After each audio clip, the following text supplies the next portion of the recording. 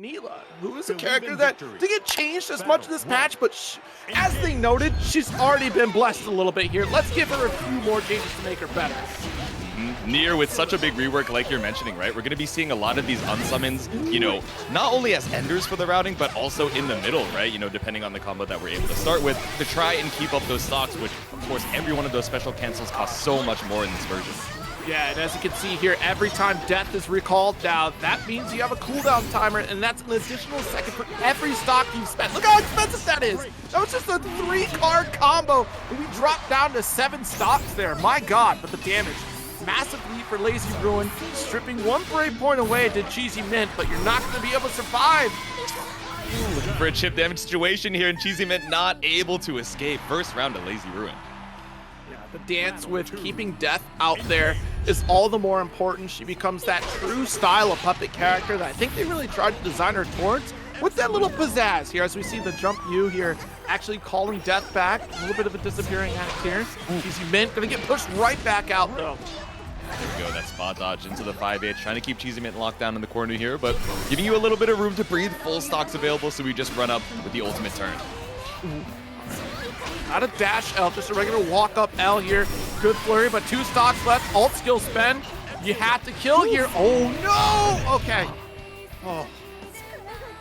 Scary situation in the corner there. We saw the combo limit. We saw the immediate scramble, mashing on the 5L to try and get that pressure back up to wait for death. But death finally came. Game number 1 over to Lazy Ruin. That's also a big change here, too. Every strike that you make on death strips away another stock here. And it disappears, as you saw. A little bit of time there, 5U.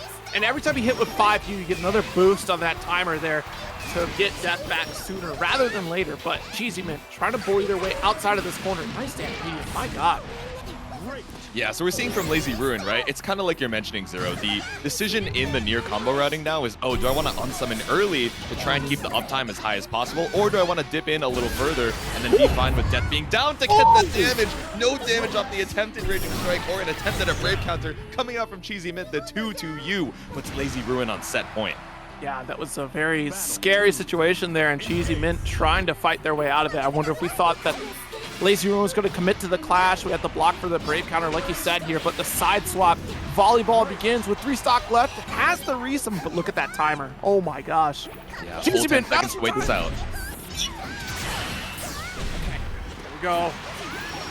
Good Raging Strike, follow through. Not quite off the wall to be able to extend any further. Yeah, and we have the meter for Lazy Ruin to spend the UDP, which is what you need for the invul option as Nier, but instead just going to spend the Brave point. You have the full diamonds in stock, able to get the cross up as well, so corner situation. Next hit could be the kill for Lazy Ruin. Ooh, okay, I like we're trying to counter poke against death. Taking them off the screen for a bit here, but CheesyMint still being very cautious. Nice 2U. Finds the leap in. Another Brave counter from Lazy Ruin, 1 diamond apiece. Ooh, all right, chip damage is huge. The empty throw, my goodness. Actually, we did have that jump U interaction there. It just didn't end up blocking against CheesyMint there, so we were able to sneak in that throw. I mean, very quick round here from Lazy Ruin. Actually, never seen blue hair Beatrix, so I'm glad to see a creative palette as we head on into it. Tiempo on the Beatrix, Holo rocking that Nier. Pulling up once again, the eel had given you a little bit of power. Keep death out on the screen, but we go for the immediate unsummon. Ooh. That's a very great call, as you saw there too. You've pointed this out several times, Jason. Just that quick resummon. You only spent that 1 stock, so you have that 1 second there to really pull it right back at full stock. Nice guard cancel. That's huge. The 2H Tiempo with the ult skill riding free. Corner position is there, but the throw. Yeah, I really like that BC on death there. Before, death would only be down for a second, and then you really have such a small window to make your approach. But now forcing out that cooldown, waiting for it to be down so much longer. You made your approach for a little bit, but Holo just fighting back so strong. Massive life lead, but look at this. All the time in the world in Tiempo. With that Delta clock available here, that's a kill combo in the works, but no, unfortunately not going to find it. Holo with a very brave neutral jump against Tiempo. Yeah, you had the threat of the Delta for the damage, but not enough time on the clock. That's the first round for Holo here, but I like the mash out, the far out, just to be able to challenge and make sure that they don't get that unsummon that they're looking for. Nice lift off here. Goes for the forward special here. Just a light addition. Oh, what a 5L on wake up there from Holo. Side swap. Big expenditure here. Not going to get our meter. And that's a good chunk of time before death comes back. You may as well send it all. Yeah, exactly. You're so low on the stocks either way. Might as go for the forced unsummon. And now you see there's actually that little delay at the end there, even if we go down to 0 stocks. So it's going to be so long until we get death back up. We're just playing with mids. All right, there's the tech. Just about to get death back here. The far heavy from Tiempo. Able to find a connection here, but no full conversion. Delta clock available. Good guard cancel. Actually, a very good one there. Jump heavy was much too high for a follow-up, and now we got a bit of a scramble. Yeah, JL, no confirm. The double spot dodge just dancing in place. Looking for this final hit, but again, a clean far out punish coming up from Tiempo on death. Runs up for the throw. It's not enough, but instead it is. I underestimated and forgot about that second hit. Honestly, that far heavy there would have been critical, right? We had that counter hit, not the massive counter hit that we're looking for, but enough to get at least an EX riding free to be able to corner carry. And even, you know, the EX fireball would have helped out there because I think it was just in range of that Delta clock. Either way, here we go into the final round of game 1. Holo with a nice little chunk of health lead, but no death to help you out. Yeah, chat asking why their opponents are so, you know, cautious, even when you're finding these far Ls on death, these BCs. You know, a lot of players are not quite used to the muscle memory of challenging and death being down for so long, but it looks like Tiempo definitely finding their cadence right now as we have Holo up against the wall. Absolutely. Lazy Ruin, our resident Nier player in the chat, also calling it out. Exactly what I was thinking. That's PTSD right there, chat. They do not want to go in at all.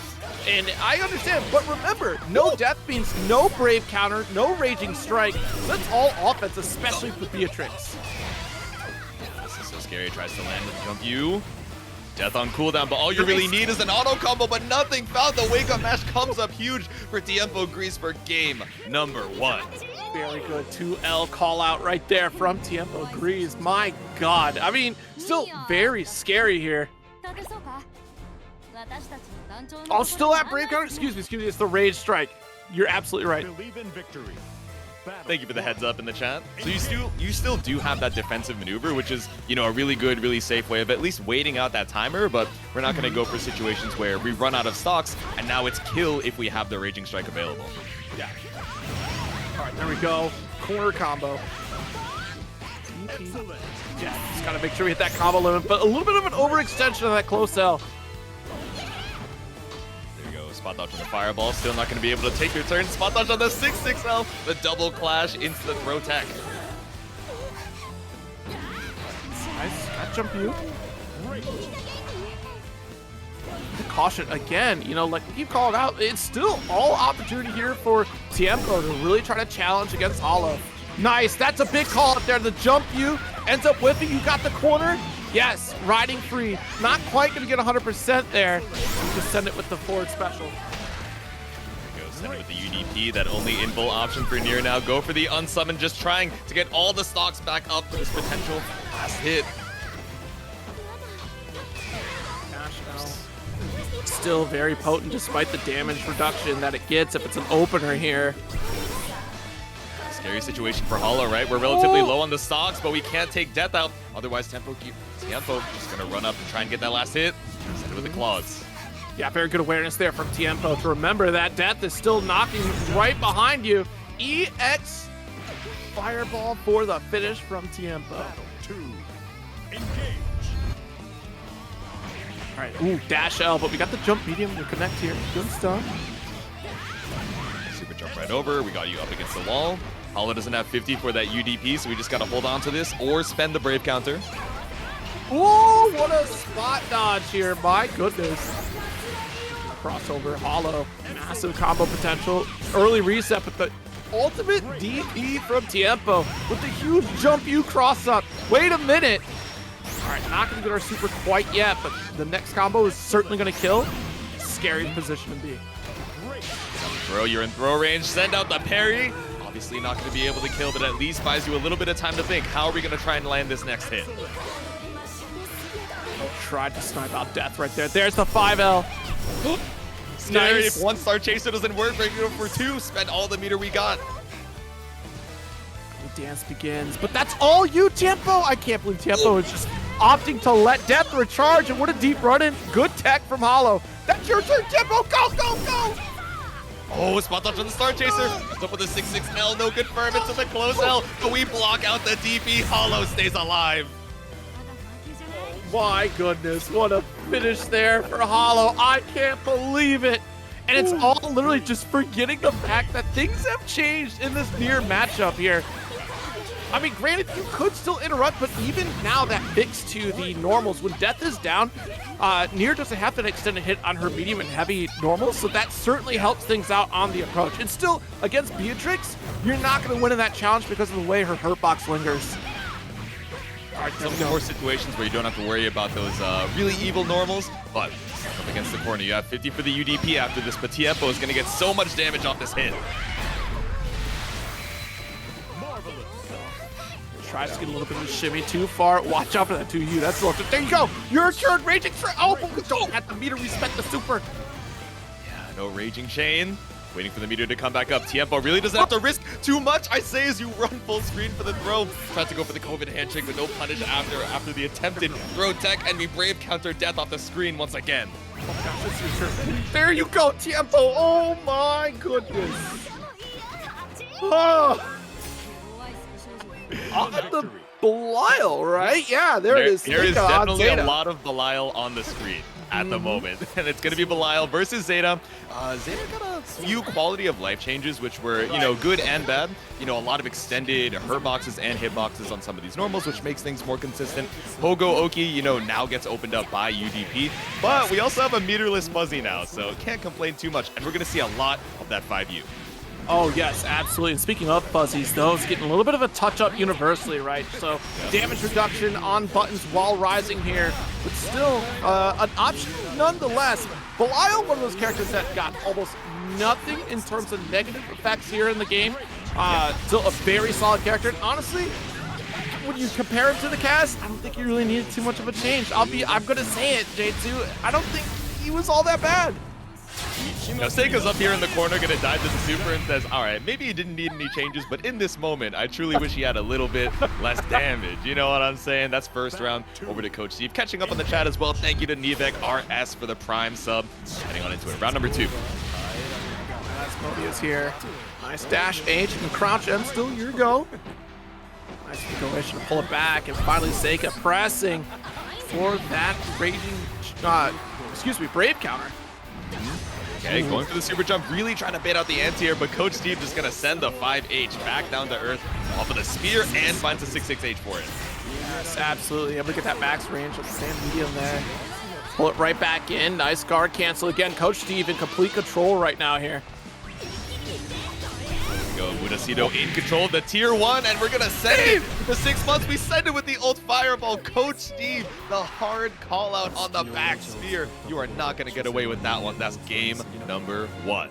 It literally said, hey dog, where do you think you're going? You can't just go over here and say something to me and expect to run away for that.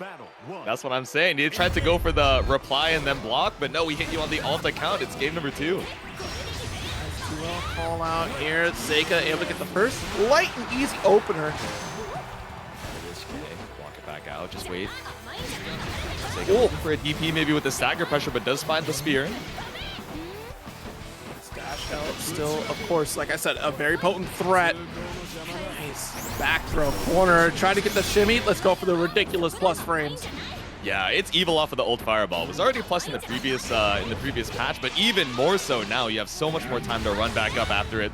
5U spaced out, awkward scramble situation. Seika finds a hit, but it's not too much. EX, Asmodeus, crouch M. This route still hurts. Oh! Raging Chain Ender didn't have enough in the combo for the full super. Good recognition from Coach Steve, and you're still so ahead on the resources. We're set point. He's coaching, so true. Yeah, 6XM, really nice that we have the extended hurt box and hitbox on that. It's all right though. Oh, that's not okay. It's the far heavy. First hit, able to get a massive conversion to push ourselves right back in the midstream. Yeah, this hurts. Could have gotten a lot more up that 6XL, but didn't believe in the hit, so immediately routed into the 5U. Yep, fastest follow-up on the M, just trying to return to neutral, and finally the air stall works out.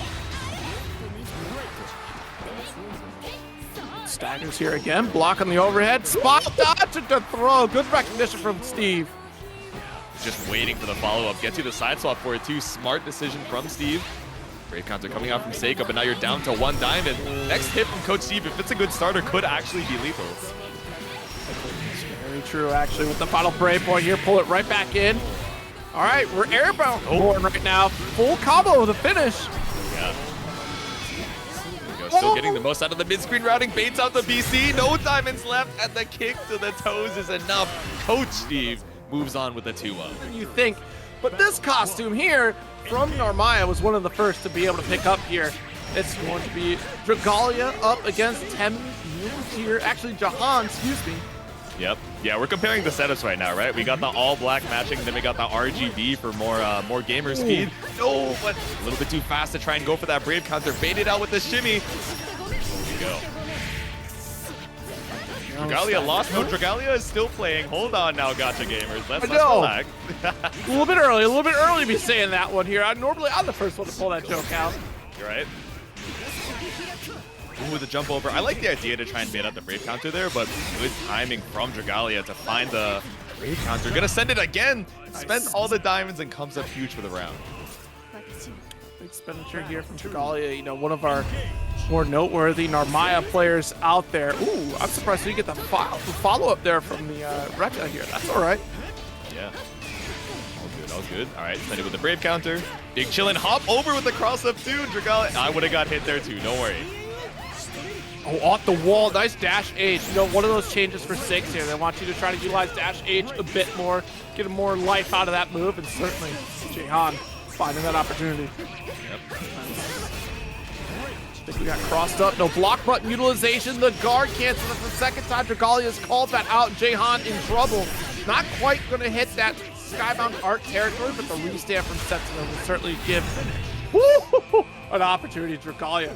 What a call out with the throw. What a quick 2 rounds. Believe in victory. Yeah, I think a lot of what we're seeing here, right, is Dragalia immediately looking for the bait on that defensive option. And Jmamh, you know, once we have the knockdown, getting caught out, trying to Brave counter, trying to send it with the BC, you know, but slowing it down a little bit towards the end there. Dragalia still a game up, but let's see if Jmamh can hold on a little bit stronger on the defense.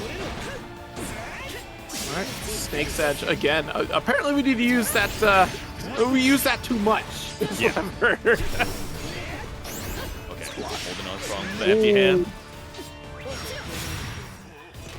The DP out, holding onto that corner position. Late tech, unfortunate there.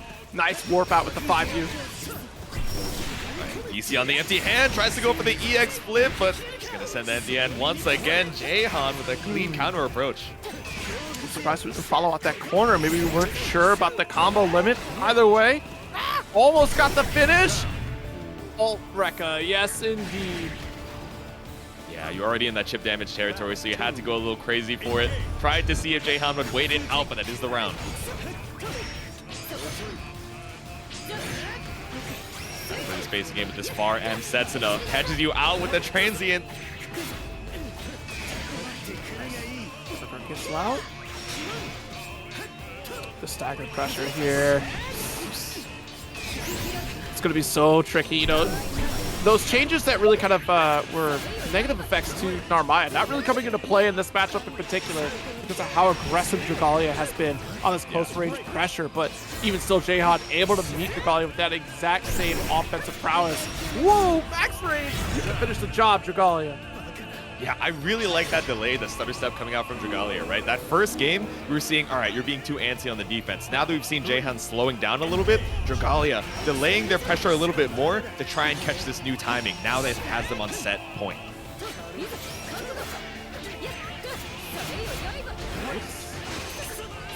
Ooh, I'm surprised though. Dash L trying to go for the throw.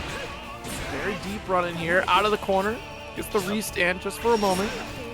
Oh no! Oh, the quarter carry again. These air-to-airs really not working up for Dragalia. We're gonna miss on the U flip. We send the U empty hand once again, and Jmamh still got 50 meter in the bank. Vixie, you're speaking my language. Please. Okay, oh, nice.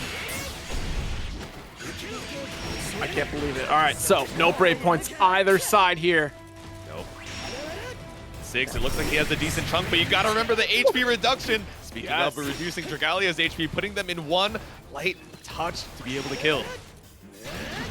Well, you have to be so cautious too with those sensitive as well. There we go. Side swap, but all right, that's it. I'm gonna plug you. I'll see you later. That's cool. GG's. It was good game. Sorry, GG's. Chat, I'm revoking your clipping privileges for the past 10 seconds. Do not make me relive that moment. You know, we tried to be tricky with it. Catch out an approach, hit you with a nothing personnel kid, teleports behind you, but the parry, omnidirectional, bringing us to game number 3. If it worked once, we're gonna do it 5 more times. Jmamh trying to keep the pressure on, but gets DP. No. Guard cancel out. Nice life lead for Dragalia. Yep. Ooh. Big call attempt there from Dragalia there, but Jmamh being very patient. Ult, empty hand, max range follow-up here. Pick up the H triple attack. See it? No, we're seeing Dragalia really take to the skies. And a lot of times Jmamh winning out on a lot of these interactions, but finally gonna find a hit off of the EX flip. Yeah, we're going back to layer 1 here. It's been a little bit since we've seen that dash up deep ult crescent moon here, and it does still work against Jmamh. And you know what? The one thing you can take away from these interactions where Jmamh is getting the anti-air with a quick just one strike, we're not capitalizing on it. So Dragalia can still get caught out of these air-to-air interactions, but as long as Jmamh isn't going to capitalize damage, I think we're going to be okay to sacrifice a little bit more here. But don't want to sacrifice like this, a massive corner carry position with gated demons to follow up. Over. Speaking of the jump over, we're gonna cross you up with the flip. Even on the health lead right now, 2 diamonds apiece on either side, but chunking through the HP is this counter hit close heavy. Oh, what? Oh, no! Disaster, Jade-Su. No breakpoints to your name. It's over. Oh my goodness. Yeah, just a little bit too high. That EX flip gonna whiff right in the skies, and Jmamh with the full walk out. Corner confirms it's final game, final round. I think literally it was just a low profile button there that Jmamh put out that made that EX Crescent whiff entirely here. All right, stagger pressure. Dragalia able to press forward, calls out the parry. I've seen enough of that. Now you don't have to worry about it for a little while. Keep your offense going. Oh. What do you mean? I was thinking the flip would hit the empty hand, but instead up against the wall, enough time to challenge back. But that dive kick is going to catch Dragalia out of the skies. Jmamh in throw range. Any back throw could kill, but you've got to be worried about that counter hit threat. Yeah, absolutely. We got to be worried about all the movement that Jmamh is throwing. Caution to the wind. The ult DP will close it out. Dragalia puts a stop to the malarkey from Jmamh here. Goodness gracious. I mean, seriously, every corner interaction was Jmamh going, I'm sending 8 different ways, so chat is welcome to tell me what the correct pronunciation is as we head on into it. We got Zooey versus Ladiva. You know, I wouldn't call either of these characters the biggest winners of the patch, but I think when they saw the notes, they were like, okay, we'll take it. Yeah, you know, Zooey, I think another one of those characters that didn't need a whole lot to really kind of ascend her levels across the cast. Ladiva, though, definitely needed it. And Ladiva is certainly terrifying in this patch. I mean, some of those changes are leaning more towards those command grab routes. That's certainly helpful, just like the Broken Magnum, giving us a $10 contribution to the match arena. Nice EX headbutt. Let's see you convert into the throne. Beautiful stuff here from Jmamh. Oh no, speaking of the throw, tried to go for another, but Synn with the backdash is going to be able to find a full escape from the corner. Let's tech out. A 2M spot dodge, but the beam lingers far too long. Maybe looking for the L Dragon call and that spot dodge there, but all right. Looking for any way to try and get this last hit, spent all the diamonds in the world, even off of this 2L starter. We're going to do a grip on Synn's HP. Breakpoints either side. Being very careful because all it's going to take is a stray hit from the Dragon Summon here. Bobby, no, it's bait! No way to square. Oh my. The laser right behind you, the super in your face, Synn. You thought he was down, but he is not out. Out of Dragon, but not out of options. That's round number 1. Yes, indeed. All right, we got our knockdown, though. Nice guard cancel out. Right back at you. Dash M still going to find the mark. Synn just full send. Oh, not able to convert it, though. It's unfortunate. I mean, Ladiva spot dodge on the BC. Oh no, but the U headbutt still gonna find you the escape. Yeah, Ladiva just got so much scarier with her throw capabilities here, being able to route so effectively into. I mean, honestly, if you're a grappler in this game, they boost you fairly well to make sure you can look cool while grappling and still be aggressive like everyone else in the cast. Too far away for the Raging Strike, though, from Synn. Yeah, I like the idea of the Raging Strike to try and stabilize the combo, but finally, after all this walk forward, walk back, gonna find something, and it's a super to the headbutt.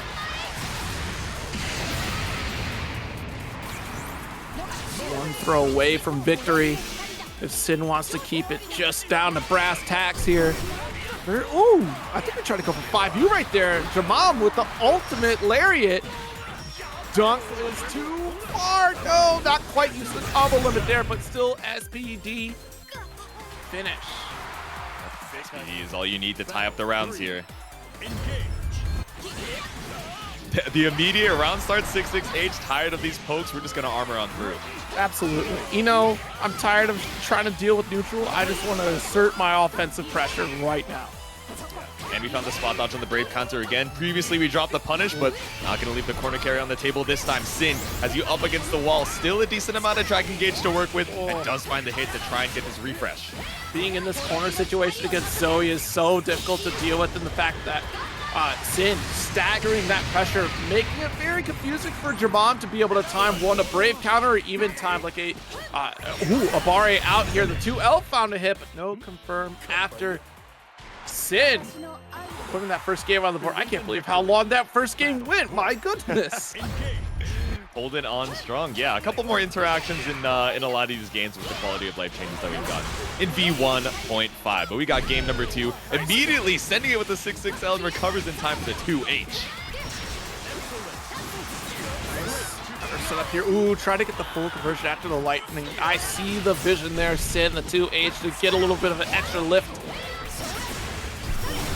Getting some airtime off of this lightning and getting a full Dragon Gauge available. Has you up against the wall, tries to send the 2U, but no toes clipped. It's Synn with another round. Set point and $10 from Unlucky Lux. Thank you so much for the contribution.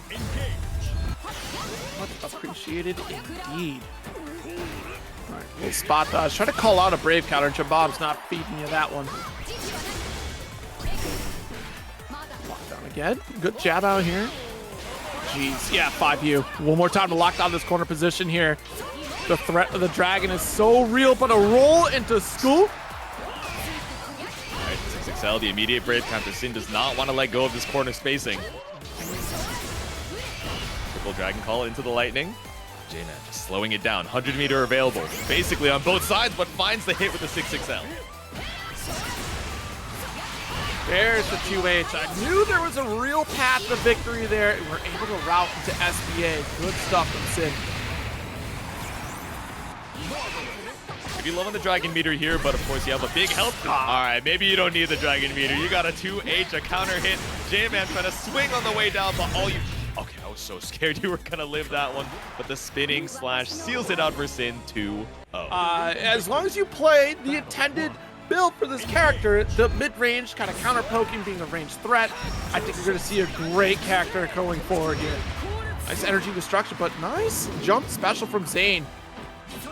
Yeah, interesting that we saw the early high tornado coming out from Zane. I imagine, you know, Vane, one of these characters who's more content to try and stay on the ground, but maybe just trying to be tricky with what spaces in the screen we're trying to cover. Yeah, I think it's jump view is a great tool for Vane because it puts the opponent at full screen situation, or at least pushes them a little bit further away depending on spacing. Ooh, but already got SBA. Zane's movement, giving them plenty of resources. Alright, send it. We got all the steals set. 2L, but reset on hit. That's the throw bait coming out from Zane for round number 1. Yeah, this is certainly going to be a big factor here because, granted, the DP getting a little bit better, being able to convert bigger damage off of Ronnichu's forward special here, it's still very difficult to try to hit. You know, you're still going to get that lingering recovery here that gives Zane all the opportunity in the world to kind of make some big damage. Stagger. Throws with these 6XLs, these staggers coming up huge, but no, we just send it out. Go, get off of me. Alt DP to put you right back in the corner. Seals are prepped and ready to go. Awesome. I wonder what we were looking for Ronnichu with that walk forward, but still gonna get caught out. Basically corner carried to the other side, so BC just to try and bring us back to that mid screen. Pick up the shield position here. Ooh, I don't even think that would have hit. Zane giving a spot dodge just in case, regardless. That energy destruction alt not quite hitting the mark there, but that's the second time time we've gone into a situation where we land into a jump special. There we go, trying to be tricky with the air dash movement, but nothing baited out from Ronnichu. Oh, yeah, that drill not gonna work out. Shield just in the nick of time. There it is. The change for Vane, allowing for this beautiful combo around K2. Look at this. That's my boy. I didn't kill, but that's still my boy. Your boy is doing his best, trying to find this one last hit, and the air-to-air is clean. Ronnichu brings you right back down to earth for round number 3. Yes, that jump you. I wonder if that's what we were looking for in those air-to-air interactions prior. A lot of times it's been interrupted by the jump special from Zane here, but the jump you, great way to snipe things out, to stop the forward momentum. Full combo extension. Yes! This is my boy Vane, I'm telling you. The Ronnichu Vane showing us why he got that Grandmaster, the 100-meter in the bank. We're going to spend it for the super, and it's game number 1, Ronnie. Well done, well done. Y'all, I know y'all wrote off Vane. I know y'all did. It's fine. It's cool. It's cool. You know, I understand. Maybe not the cream of the crop character in the previous version, but now this is a real character. I'm telling you, this dude is fire. Zane for so long thinking, oh man, you know, I'm chilling. People don't know how to fight my character. There's not a ton of representatives in NA to try and give them that practice. Now Ronnichu is saying, character inexperience, you say, trying to air dash in my face and take your turn afterwards. No, no, no, we're matching on 2. Nice energy destruction on the limit. That shield, very important. I mean, that's a great call out from Zane. That's probably the best option to get out of there, because on wake up, that shield was going to be able to absorb the wake up Abari attempt here. If it wasn't anything else, that would have been all opportunity for Ronnichu, but still able to get the job done. Raging Strike, Ronnichu is on set point. Ronnie did not want to RPS after the blocked pressure. He said, no, I'm going to stop you in your approach, put myself on set point. Zane struggling to try and secure one of these games, but all right, let's have you in the corner. Ronnie still so much HP and jumps right through the high tornado. Jump, medium energy destruction to follow through. Another medium energy destruction. So tricky, the quadruple air dash. We're going to spend that last seal. Dash in your face, and Ronnichu takes his turn. Oh, I mean, what a snipe out there with the ultimate fireball from Zane. It was supposed to be shield, slowing things down. Now the zoning threat. The king of zoners in this matchup certainly is going to be Grimnir, but the shield changes everything. Tricky with the shield, you know, depending on the interaction of the specific projectile, interacts a little bit differently with the durability. We're gonna send it, jump back into the air dash. No challenge in time for Ronnichu. Well, spot dodge. And of course, gets sniped. That is a massive follow-up and kill right off the wall. Great shot from Zane to convert that to victory. Clean confirm off of the anti-air ult skill. All right, puts a round on the board here, but it is still set point Ronnichu. There you go. Tornado to dart through the Gale dash. Don't jump. Not against Vane. Nope. Spot dodge to the energy destruction, looking for your turn, and Far H does find it. Far H did get a little bit of an update in this version of the game here. A little faster than normal. Yeah, we were seeing the spot dodges from full screen from Zane, and we were thinking, oh, you're losing a little bit of tempo. Ronnie can't actually reach you, even using that ultimate energy destruction. But now we're using that time to set up the seals, threaten this mid-screen spacing, but Ronnie's still going to challenge with the Far L. A roll through here, probably expecting a tornado. Good guard button usage here for Ronnichu, trying to go for the guard cancel, but Zane with the delayed falling button here opens up Ronnichu, and that is it. My God, Zane putting a game on the board. It's all tied up. Just enough to build the meter on that second to last hit. Zane locks in for game number 3. Oh man, who picked these games today? My God, you know, honestly, y'all act like there's a qualifier or something going on right now. What's happening? Blue with the raid. How's it going? Thank you so much for the raid. Thanks so much for stopping on by. Yeah, my compliments to the chef choosing the stream queue right now, giving us so much action. Oh my God, Ronnichu just swinging on through from the corner. Spot dodge, a little uncertain on the spacing here, but that should tell you everything you need to know, except that jump you. We found that timing, J2. We found the jump you timing to counter against Zane's approach. Dang! Yeah, we're just gonna send it. Get me out of there. That's the, you know, one drawback of the ultimate forward special here from Ronnichu, is that it's not gonna do a lot of damage, but you got that invulnerability. You're getting the opponent off you, resetting neutral, and that's important, just like this quick conversion into Raging Strike. Full limit, shield right through, spot dodge the tornado because you knew it was gonna break. We have all the seals set, but no way to escape. Ronnie back on set point. I missed it. Did we spot dodge the guard cancel and still put out a 2M? I Hard to blinked tell. it. The whole screen was blue. There was like screen noise with the seals. Hard to tell. Nice! 2H! What a snipe, but missed the DP. That could have been huge, but that's okay. The cross under worked out in favor of Ronnichu, still able to open up with the dash H ender here. Yeah, big commit from Ronnichu, right? There's so many ways that you can trip up that air dash momentum, but truly believed in the anti-air. Oh no. You thought you could ult DP. Zane's in trouble. Full extension here, not gonna get our super, so let's spend the ultimate version. Nice! Be enough to kill, but the Raging Chain is Ronnichu. Seals it out clean to send Zane down to the loser's side. That's so true, Raph. One day, Nicholas is in the game now, but now he needs to be playable. We're one step closer.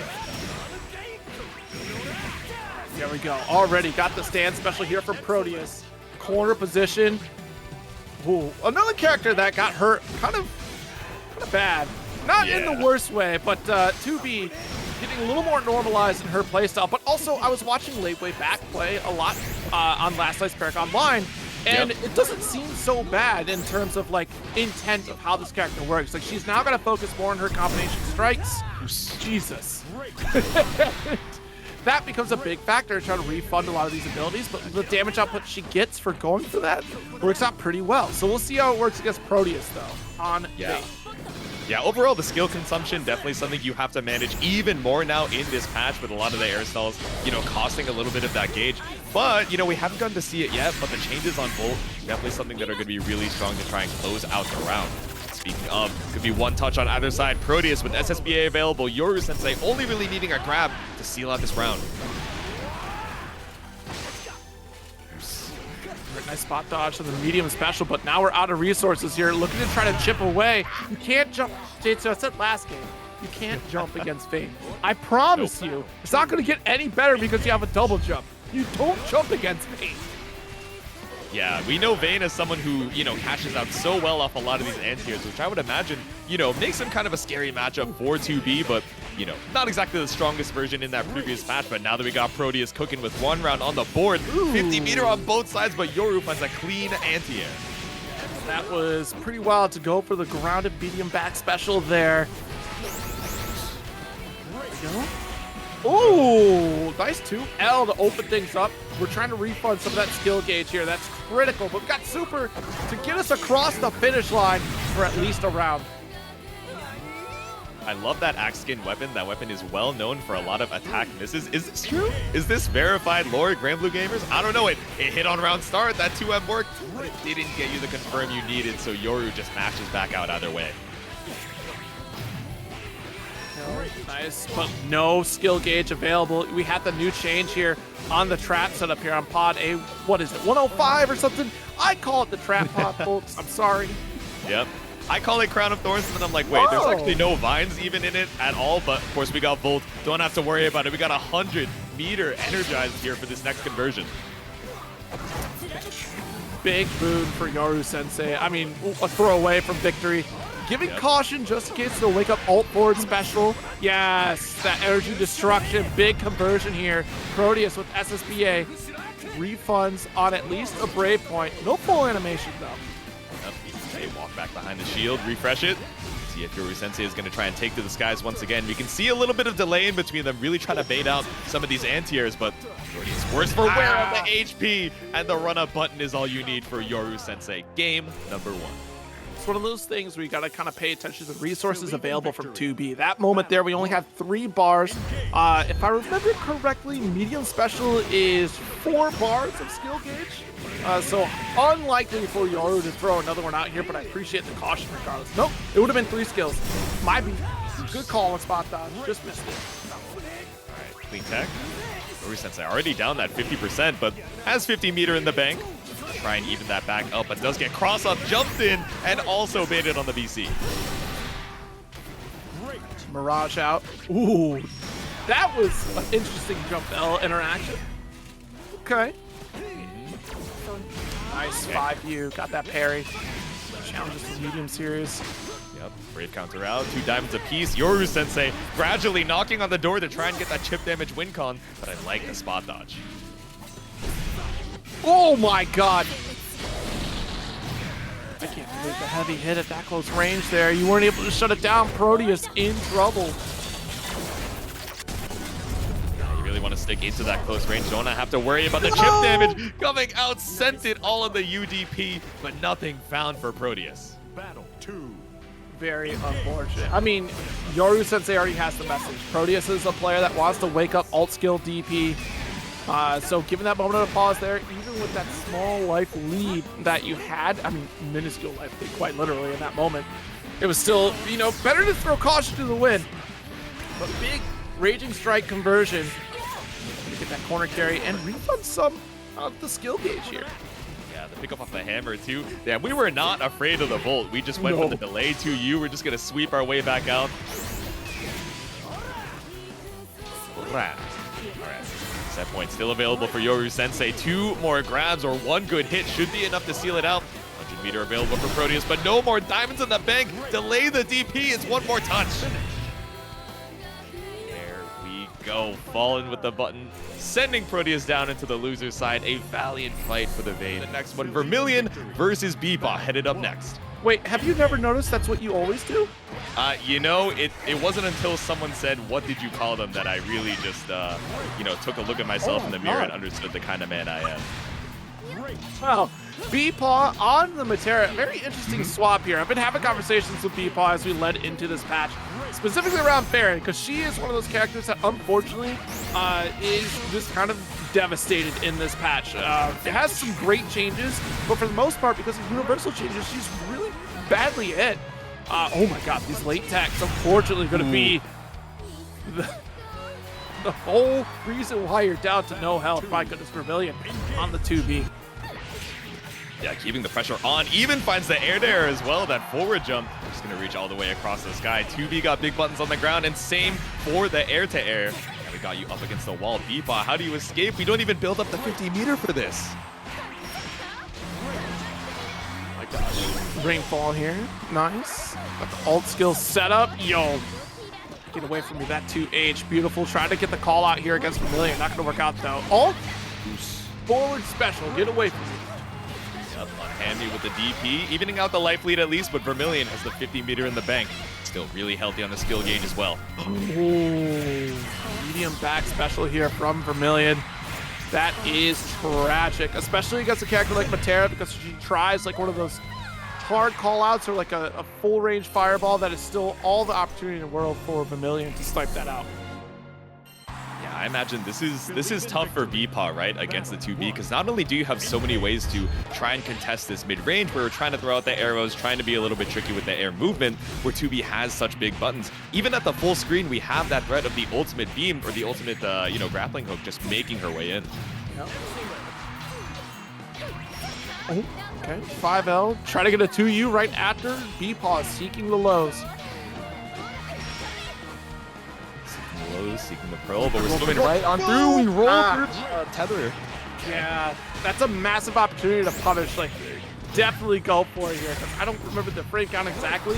We have all the time in the world to run up. Oh, 66 frames recovery. No, that bullet. Excuse me. Man, 66 recovery, $6.30 from Solcubus in the match arena. Thank you so much for the support. But Bepaw might need some support right now. Vermillion's on set point. Guard cancel, oh my goodness. Yeah, Bepaw certainly looking worse for wear right now. The 5L. And just a moment of hesitation there. I wonder if we expect Mirage potentially, but you're not given a reason for Vermillion to send that.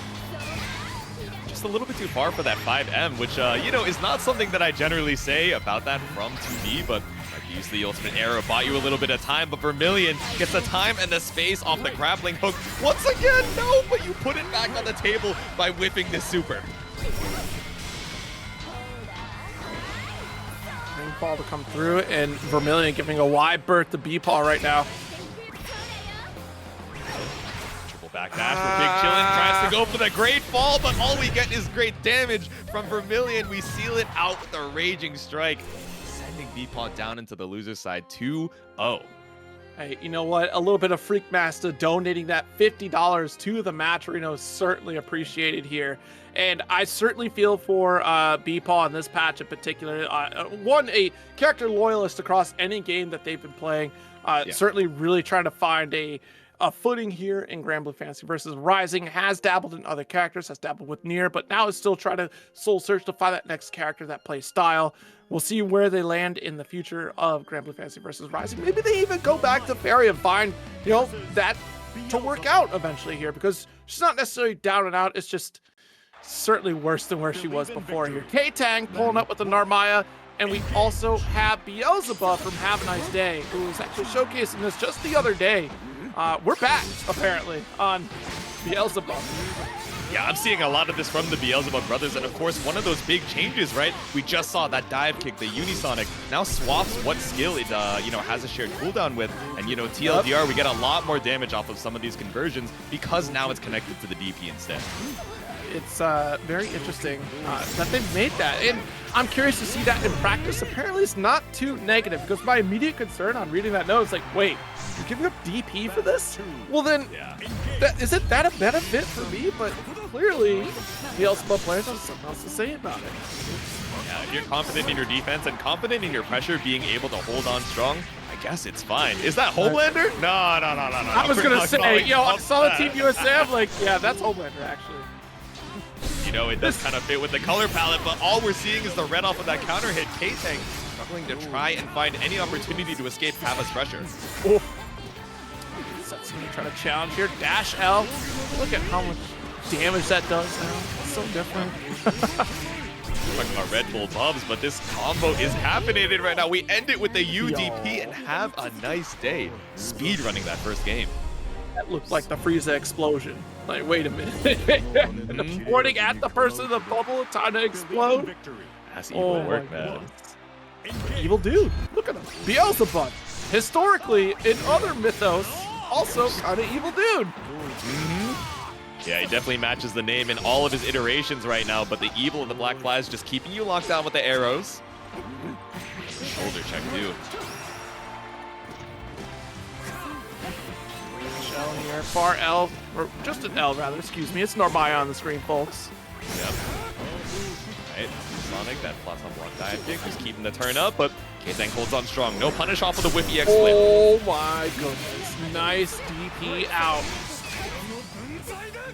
So your turn, try to sneak up with a throw, but already have a nice day with the jump out. Slash keeping you safe, but Hava once again taking his turn. DC to try and escape this corner, no anti-air. There's our forward throw, corner position. There we go. I was just gonna say, it's curious to not see the deep run up into Crescent Slash. Alt sets an attempt for the crumple to at least get the guaranteed victory if it connected. Yeah, maybe just trying to be a little bit more cautious of the 100-meter on Hava's side, but not able to make the most out of that corner situation. Was closer in this round than any of the previous, but now set point Hava. Be careful of those Setsunas here. There we go. DP.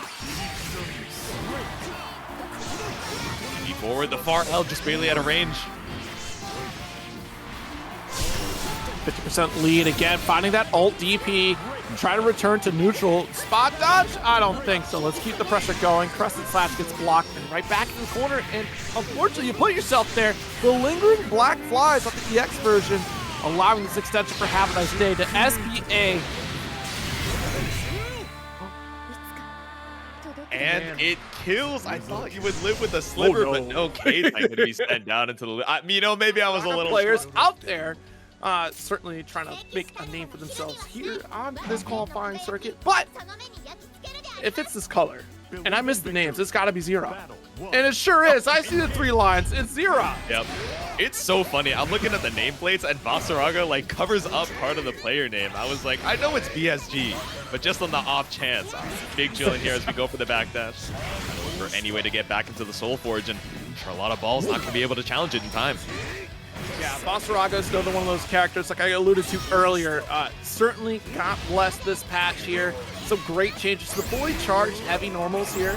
Also being able to wall splat with a shoulder check, that EX back special. Yep.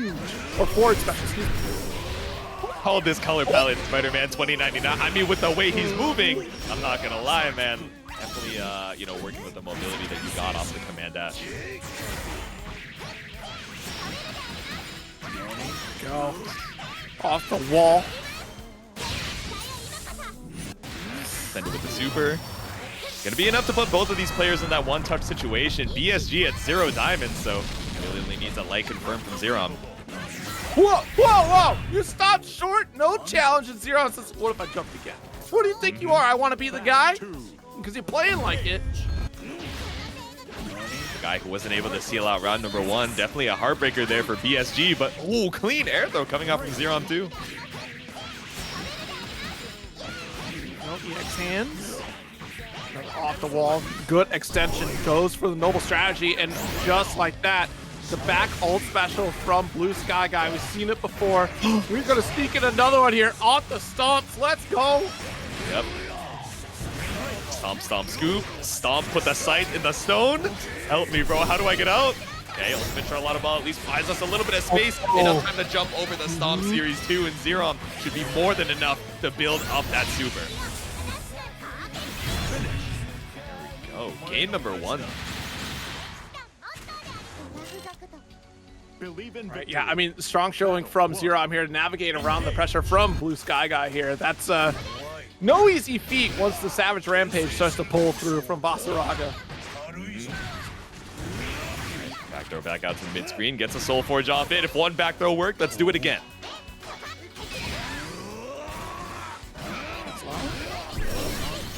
Whoa. Alt spin cycle to at least return to neutral. Runs up, gets the throw. Great trap ball there. Tries to go for the scoop. 50 meters down the drain, and BSG still stuck in the corner, but we still got the shoulder check. Resets this time. EX Noble Strategy. Brilliant call out. Wait a minute. We got the meter. Finish the job. Xerom take a beautiful round in game 1. And top 24 winners. Battle 2. One more round away from moving on.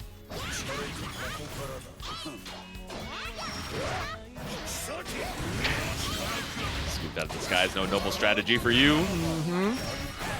Oh, tried to get the parry. Not working out. That stomp did not work out. There we go. So much taken out of Xerom's HP. 100 meters still available for BSG. Next hit should be lethal, but how do we escape the corner? We're just gonna ultimate stomp. The ultimate extinction too. So many hits on the fireball. Oh, Unlimited invul works. We put the sight in the stone. Battle 3.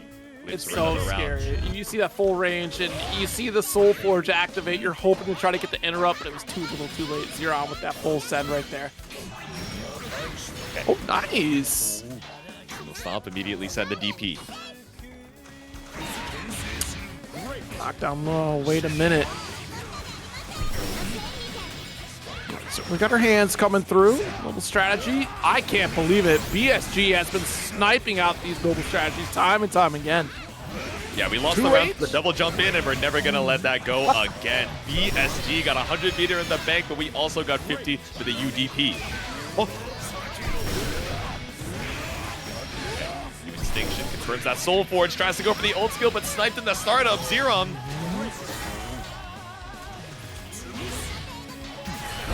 Oh my god, what a spot dodge here. Doesn't get a whole lot to try to punish the attempt at the Raging Strike. Xerom spending the last brave point here, trying to get the kill. Opted for the Soul Forge off of that hit, but now it's one touch either side. The throw is good. It's enough for Xerom to move on to... From 6 here is certainly a factor. And of course we got the new Cat Mittens. You know what? If Frying Pan is banned, this has got to be banned too. Y'all can't be doing... We unbanned the pan, and now the mids are off. You gotta be kidding me, right? Meow, we're over here in the corner. Yoru Sensei immediately spends the BC to try and escape, and of course the threat of the double jump, the air stall, makes it so Tenured Mule is fine with just fighting his way back out of the corner. Far heavy here, tried to go for the Snake Strike, and this is where I'm like, man, no way we're going to be throwing out Snake Strike even more after we got the buff for Rekka series here, just to go for the Ender, or even go for 5U to bail out. Try to get the, the frame trap there, but Yoru with a quick 5L. There we go, the gate to go for the cross-up, but Yoru Sensei has seen it one too many times, not going to get caught up by that layer 1 cross-up. Dash L, far heavy, certainly going to get parried here. Yoru with no brave points, and neither is Tenured. They're both trying to whittle away. The next hit should be killing here. Send the Eureka, it's so safe. Get yourself a little bit of chip damage, rebuild that meter while you have it. No reason to sit on the 100. We'll try to set up the grenades, and we just walk away. Tried to go for the gate, but still stuck in the carrier. Yoru brings us to that round number 2. Battle 2. Engage.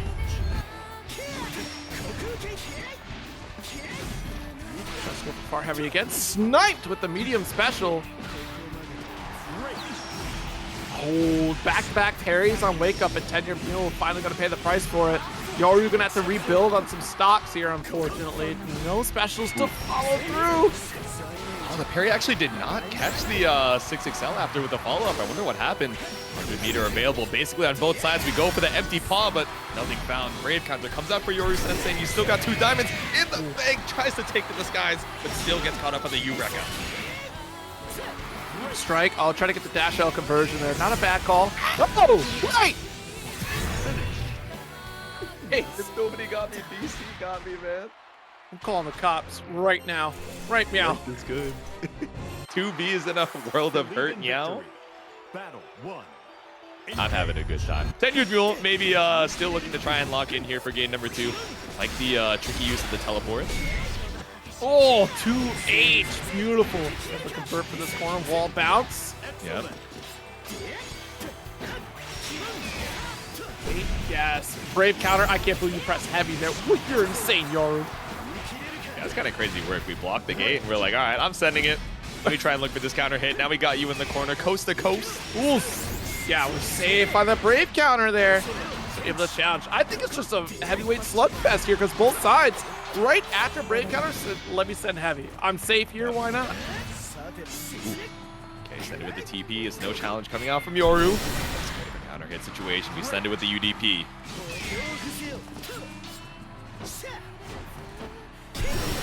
Oh, the barrage. Fine call out here from Yoru. TP really putting Tenured Mule in this one-hit situation. Grab is a threat as well.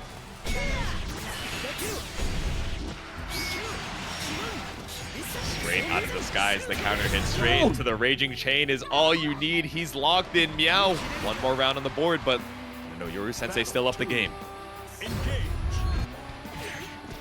Nice jump medium, and we're still able to recover in time to get the far heavy. Okay.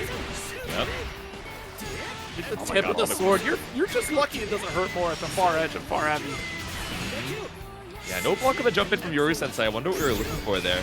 Maybe think he could be an empty low type of situation, but now had to spend the diamond to escape. There we go.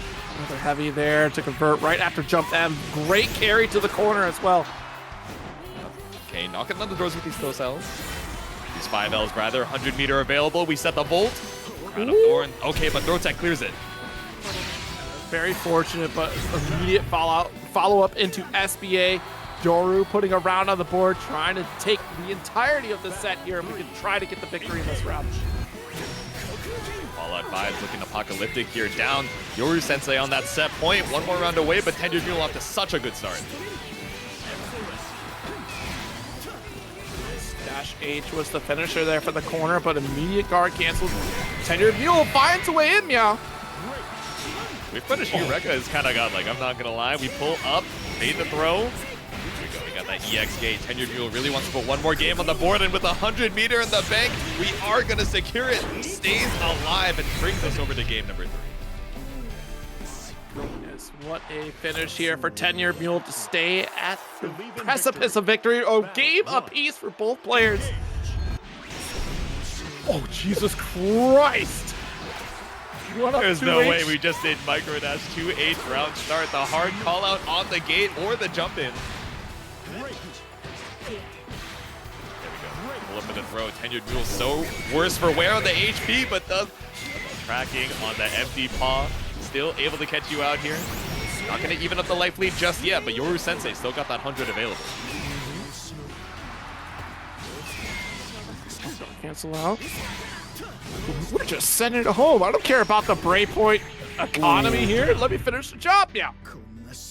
The jump back air stall catches out the empty hand. Here we go. Set point once again for Yoru Sensei. That was a clean round. Yes, indeed. I mean, it all started with that 2H coming from Yoru. What a clash! So we see the double hit clash into throw so often on the ground, but the awareness to do it in the skies as well. Oh, very fortunate for Tenured Mule right there. That 5 heavy was certainly going to find the mark. Oh yeah. Send it with the BC, even on the diamonds. Tenured Mule gonna go down 1 after the Brave counter, really just trying to hold on strong, but again, these air-to-airs so good for Yoru Sensei. Especially being able to convert them right into the heavy route. No Brave points available. This will hurt, Meow. Yeah, this is pretty rough. Waiting for that skill gauge to come back up here. Is fine with blocking for a little bit. Just to try and stall out. Bepaw with the 6XL. No confirm from Tenured Mule. Rebecca trying to counter poke something here, but no whiff to punish. Oh, side swap. Look at this tricky stuff here from Yoru Sensei. It's so important to keep that mobility going for 2B. It's one for stronger gap. We've seen it done before. Heavy fireball is certainly going to be helpful. And off rip, it's EX nails to start things off. I don't even think we got to shoot the dragon out once. Okay, but we're still going to send out the laser. Even at that mid-range where Bubs has so many options, we're still just going to try and get some screen control. Nice. Good back throw, though. Reset for neutral. Yep. All right. Unisonic gets you the knockdown in the corner. 100 meter available for Havaniceday. All right, Synn, how do we escape? We've been throwing out some of these lasers, but off of the charge, that follow-up just going to get a clean whiff punish for Hava. Nice expenditure here. Not going to quite kill yet, but it does put us in a final touch situation. Yep. Nice. Jump in, no challenge with UDP. Ooh, good We spot got dodge. no Dragon Gauge available, so we try to bet it all on the spinning slash, maybe trying to go over a grounded poke from Hava, but just waited for the DP. Oh, jeez. EX dive, teleports in, just goes for the light, no hits, we back on.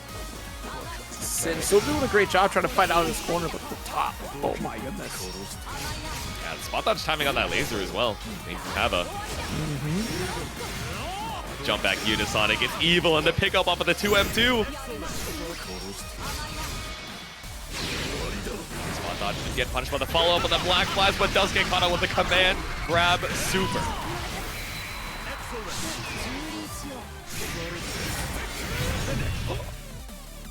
The follow-up of the Unisonic kill didn't even need a confirm afterwards. Have a nice day, taking a clean game 1. Yeah, absolutely. It's a very dominating performance against Beelzebub because it's been almost, I mean, we're just over 8 months into the life of this game, and how often are you running into Beelzebub? There used to be more Beelzebub, not a lot more even in vanilla, but still, like, very rare opportunity to face anybody that is at this level of Beelzebub play.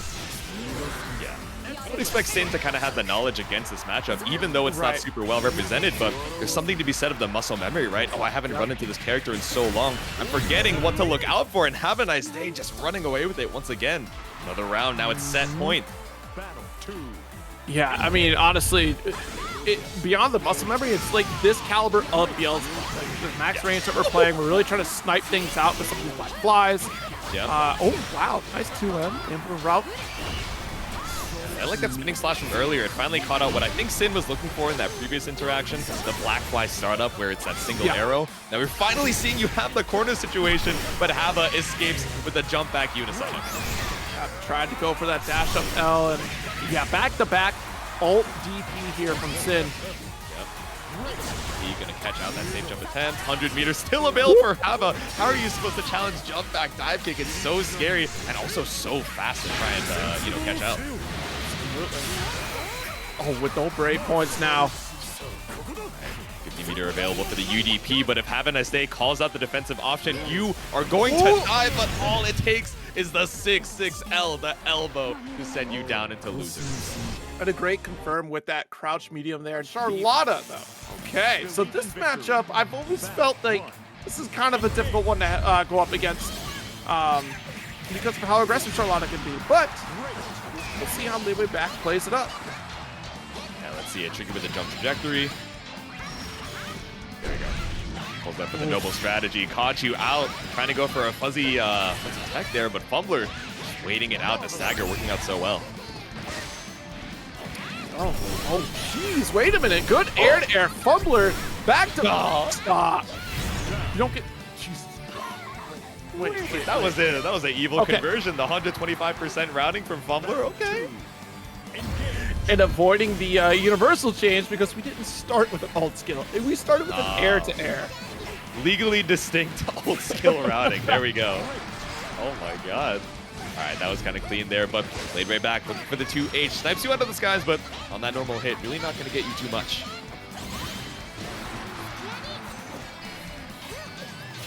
No. Stagger pressure, but a quick 2L. Fumbler very quick to try to react against Lakeway back's staggers. Nice back EX. Slash back down to the ground. Again, we're trying to tap on the toes with the 2Ls. Oh, but all you get is BC into back throw from Fumbler. Oh, good. Jump away. The jump H, though, not finding the mark that we were looking for here. Trying to get that backside to make sure we can maintain the corner, but Raging Chain. Yeah, finish this route here with the medium finisher. Send it with the bolt, really just trying to look for any way to seal it out, but sometimes all you got to do is block the UDP. Laid way back in the round. Yeah, late way back, you know, I was talking a little bit earlier about the changes to 2B alone, utilizing skill now for her double jump and draining away skill for using jump U with no limit to how long. The limit is literally just a skill gauge. I don't think late way back gets impacted negatively in terms of trying to adjust for this change to 2B because the way they've been playing has always built towards let's get the most skill back for my combo routing before we go for a heavy step. Yeah, healthy on the skill gauge right now. Same thing could be said of the HP. Yeah. Oh, but Fumbler gonna send the parry. There we go. Swings off the normal strategy. We're slashing on through, keeping you in that awkward spacing, but tries to go with a super jump, gets caught out with the UDP. Ooh, Mirage. Oh, while rising with me. Hey, wait, jump you, follow through, Fumbler. I've seen a lot more jump you from Charlotta's lately, I'll be honest. That is, I think, the first major fumble we've seen from Fumbler, right? Trying to go for the air-to-air into the U-skill link there, but yeah, the whiff on the Charlotta ball on Lade Way back's wake up is going to be huge here. Now has you in throw range. What a finish here. And Fumbler, I owe you an apology. I saw you literally last week. I'm so sorry. All good, all good. I mean, there's so many Granblue gamers out here. It's hard to keep track of every single one. But of course, we'll see you more and more often as we head into game number 2. Literally, the trigger for me was the fumble joke that you made because I made the same joke of Fumbler too. I'm like, oh my god, yes, that's the deja vu hit you. I've been in this place before. We've been in this corner before, and once again, we're going to send the Brave counter to try and escape. Played way back. You know, big chill in here, really not trying to run up in Fumbler's space. Try and play this mid-range with the 5M and 5H. Back dashes there. The maximum range on the heavy. Trying to put a stop to the oppression, or at least attempt from Fumbler. There's a spin. Trade. Well, not trade, rather, but interrupt. Yeah. There you go. We try and slash on through. Super jump, but no catch with the 5H from Lade. See that. Very smart stuff there. Lade way back. I don't know if you caught that. Just 2 hits on the heavy. Cancels it with the 5U to close the gap. You see how lightning quick that step is as compared to trying to dash. So Lade way back was able to get 2L in. Oh, okay, the air stall to go over the U ball, but recovers so quickly that at least we're able to try and challenge with the trade. So scary though. Any trade is going to be lethal for Fumbler. Okay. Nice round finish here from late way back. Yeah. 1 round away from advancing on Lucia's side, top 24. The winner of this match actually goes up against Vermillion. Can't believe it. We're going to have a... If Layway back wins, I'm pretty sure that's a 2B mirror then. Yeah, right? There's a Vane mirror going on as well with Ronnichu versus Proteus, but no. Still got to worry about what's going on the screen. That 2M pick up into the Raging Strike for Fumbler. Send it immediately with 100%. And now we're even on the diamonds. Hands. Nice challenge. Oh, you're really trying to counter poke here. Layway back giving nothing. Nice jump you. Okay. Whipping the ball, but still big chillin'. More than enough time to keep your turn up. BC to try and hold on to this corner. Nice. Jump back M here. Late way back. Immediate spend into SBA. We strip great points away. Now you're all the more a threat. Yep. Pull down back, just waiting for the bolt, but this puts you in chip damage territory. Fumbler. Ooh. I like the delay on the run up there. I think what we're looking for is air stall to try and, you know, both cover the ball and also be able to air, but a little bit too low to the ground, a little bit too high in the sky. The counter hit 2H from late way back. It's our hands. Dash L. Double jump, but yo, we're still chasing. Nice noble strategy. Yep. Take those guys here. Parry on the jump in.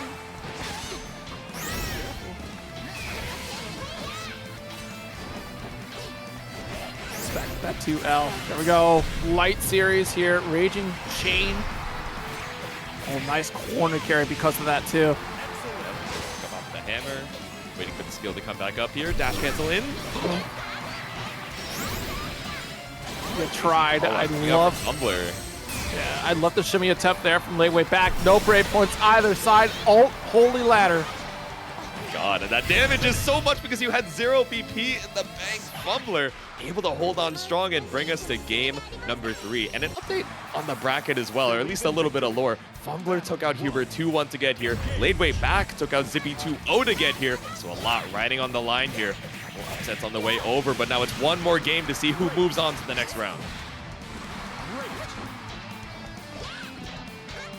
Dash up approach, the patience from late way back. There's the heavy. You both kept swinging for the heavyweight button, and unfortunately, late way back going to be the one to get the last laugh. And of course, the left-right setup here, the patented late way back special. We haven't seen it in so long. I'm sure Fumbler's seen that setup before, but saving it for game number 3 when it's the last thing on your mind, sometimes you got to have these in the back pocket. Set point late. I honestly think late way back is one of the last 2Bs to use that setup, honestly. Seriously though, late way back utilizes so many tools from 2B's arsenal that I don't get to see very often. Like, if you want to see a full spread on the utilization of all these moves from 2B, late way back is the perfect example. Other great 2B players out there, we have them in bracket, but right now, Lade hitting that combo limit, massive life lead. Oh my goodness. You got 25% available if you want to try to send it again, but I don't think it's going to kill, so I appreciate the reset. I think Lade definitely trying to respect, okay, if I put myself in this 0 PP situation, these 2 hits that Fumbler's opened up with would probably put Lade into throw range if he was a little bit more greedy with the spend. So at least gets to hold on strong with one more BC available. Double jump challenges the jump U with the jump M of our own, and late way back takes it 2-1 over Fumbler, putting themselves in the position. But the 2B movie keeps on rolling. Diaphone rolling up with 2B against BSG's Basaraga. There we go. Trying to put this trap set up here. Quite the threat, because even in throw, we'll allow a combo right after. Diaphone, you got a crazy in-game name is all I'm going to say. But we got a crazy use of the Volt, right? So much of the skill has already been dedicated to just making BSG down back because he's scared of waiting for that delayed detonation. And it's interesting that Diaphone is willing to spend that much skill gauge to set that up. Yeah. 2M not opening up, and here it is again. Wait for you to react. Bro, he's just chilling. He's waiting. Oh Dang! my god, but does get back thrown on the approach. Diaphone, I imagine trying to look for a run-up delay button to try and catch out a Fuzzy Tech, but no Fuzzy here. BSG just full committing to the back throw. Nice. All right, locked in, set up. Nice shimmy here. Diaphone. Massive extension for that one. Okay, slot shot through. Diaphone just going for that back step. 5M once again set the Volt. That's like the 4th Crown of Thorns we've seen just in one round. Send up the pod A, scared of the tackle. Jeez, not the wall bounce that we're looking for though, and Diaphone looking worse for wear right now. Does get the victory from Blue Sky Guy. Battle 2. Engage. Walk back, tries to go for the hook, but no, BSG just taking to the skies. Spot dodge on the tackle, clean throw tech. Oh, nice 2L. Look at the follow through. Not spending on traps as much anymore here. I'd say that, and then there it is. You know what? Just sets it up every time, and now we're seeing the buff on the Volt, right? And why Diaphone is spending so much skill to set it every time. That detonation, the auto detonate off the throw, gives you a little throw confirm. Yeah, absolutely. And whoa! Whoa! Alright, scoop out of the dash. 100 meter available for Diaphone. You Instinction to make sure we get that Soul Forge activated. Yeah, I'm trying to activate the trap on top of Blue Sky Guy, but we already had just removal of it because of alt throw. Soul Forge able to help through that as well. There's so many opportunities where Blue Sky Guy can take advantage of the situation, especially with the slide under, and follow up immediately after. Diaphone not ready to block the left right. Yeah, left-right from Basaraga is not normally what we're thinking, right? But I love the use of the tackle to threaten. Okay, Diaphone, you're chilling out in the skies, thinking that I'm not gonna act and wait for you to make your way down. No, I'm gonna cross on under. Oh, jeez, nice parry.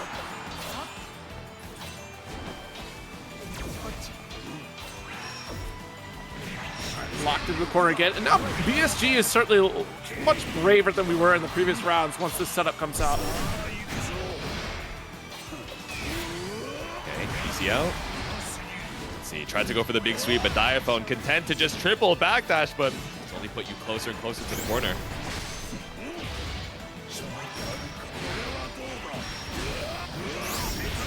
Clean pickup from BSG up against the wall. 100 meter spend. It's not going to be enough to kill Diaphone, but barely a sliver of health left. Such a cool super. Yep. I don't see it enough, you know? Ooh, nice little back on the throw. BSG, the Strive player, is showing and showing up strong. We're on set point. Not a single round taken for Diaphone yet. How? Okay, 2H is a good start to try and get this reverse sweep momentum. Goodness. All right, stagger pressure again. Jeez, you know, I wonder why we go so often for that setup there from Diaphone. And honestly, it's a part of that is just like the mental reaction from the opponent. They're like, oh god, like there's these orbs around me, I don't know what to do. Blue Sky Guy has been very consistently answering back every time. Okay, looking for the 2L. Diaphone 1 hit away from being sent out here. Tries to go for the flip, but Diaphone jumping right on over it. Not going to jump into the sweep. Woo.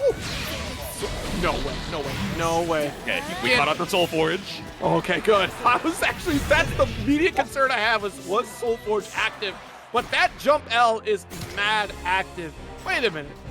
Blue Sky Guy 2-0 over Diaphone in the Arc World Tour Silver Qualifier. Meaning Blue Sky Guy loses side top 8. Basaraga loses side top 8. I mean, he's got some points under his belt, you know, a really strong showing at a lot of these events on the Arc World Tour already. So with the Cagliostro, let's see it for our first top 8 winner's side match. Big swing and already knocked back here. And yeah, maybe with this Cagliostro here, it'll be interesting to see how you try to keep Charlotta at bay, because trying to set up these low hexes certainly going to be tricky because of the Charlotta ball, and avoiding this guard cancel huge for Wavy right now. Okay. Ultimate slashes, just trying to keep the turn up here. Goes for the triple attack, but Wavy tries to escape there. Work out. Holy ladder not quite finishing the job, but now we're in chip territory. Literally just anything. If you get 50%, you can expect an alt Charlotta ball, or just EX. We'll take the chip. Battle 2. Engage. 5 HP the threat? Are you kidding me? Dude, that was 15H. I can't believe we just did. We whipped it twice, and Wavy's like, all right, Xerom's never going to believe that I send it a third time. And it just covers so much space on the screen. We might as well try and send it 50 meter apiece. Side swap here. Got the hula hoop just for the extension to SBA. Marvelous. Stare down. I dare you to do something. Yep. Just trying to look for that counter poke in case Xerom tries to bust out with the U-ball. We've seen it a couple times before, but playing a little bit more patient, conservative with the meter. Oh my god, 2H, let's convert this with a Raging Strike. Beautiful show here from Wavy. Alright, tying up the rounds already. You know, if RH worked, we're gonna do it again. Send it. It's a spot dodge on the spear.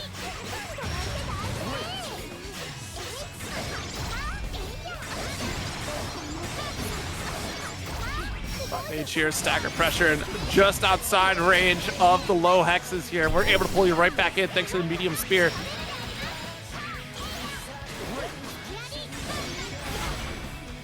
Alright, little 5H action. Ooh. No, but gonna get counter poked. Okay, this is what I was wondering. When we were gonna see the U-ball to try and look for that whip punish from Xerom. Had the 50-meter available, but really wanted to see Wavy. Are you really gonna commit to another RH?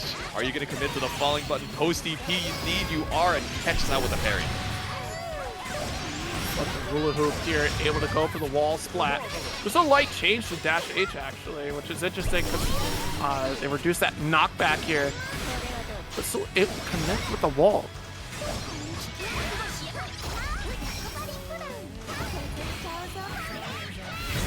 A triple attack, and that is the mash out from Xerom. Game number 1 on the board. Believe in victory. Yeah, it's certainly scary here. Like, I mean, especially against Wavy, right? She's been really strong in these corner setups here. I mean, even in the set play that we have from her. Nice dash L. Whiff on the Charlotta ball, trying to get your space out, maybe threaten a empty throw, but Wavy just waiting for the counter hit on your way over.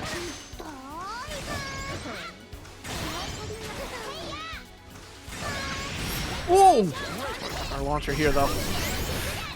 Yeah, you got to be careful on these setups here, especially with a character like Charlotta. That ult ball will certainly close the gap in an instant. There we go, whipping the noble strategy, maybe trying to wait out with the delay meaty, but still the delay DP allows Wavy to not escape the corner, but at least hold on strong for a little bit longer. Whoosh. Right, another round on the board here for Wavy. Let's see if we can make it a game. Spent all the diamonds, and we're sending all the Elsa viewers over here with the raid. Thanks so much for the support, gamer. Thank you so much for participating today as well. We greatly appreciate it. We'll look at the corner carry. What? That's our one up for the what's it called? Or walk up rather for the throw. Just a little bit too far out. Xerom holds on strong.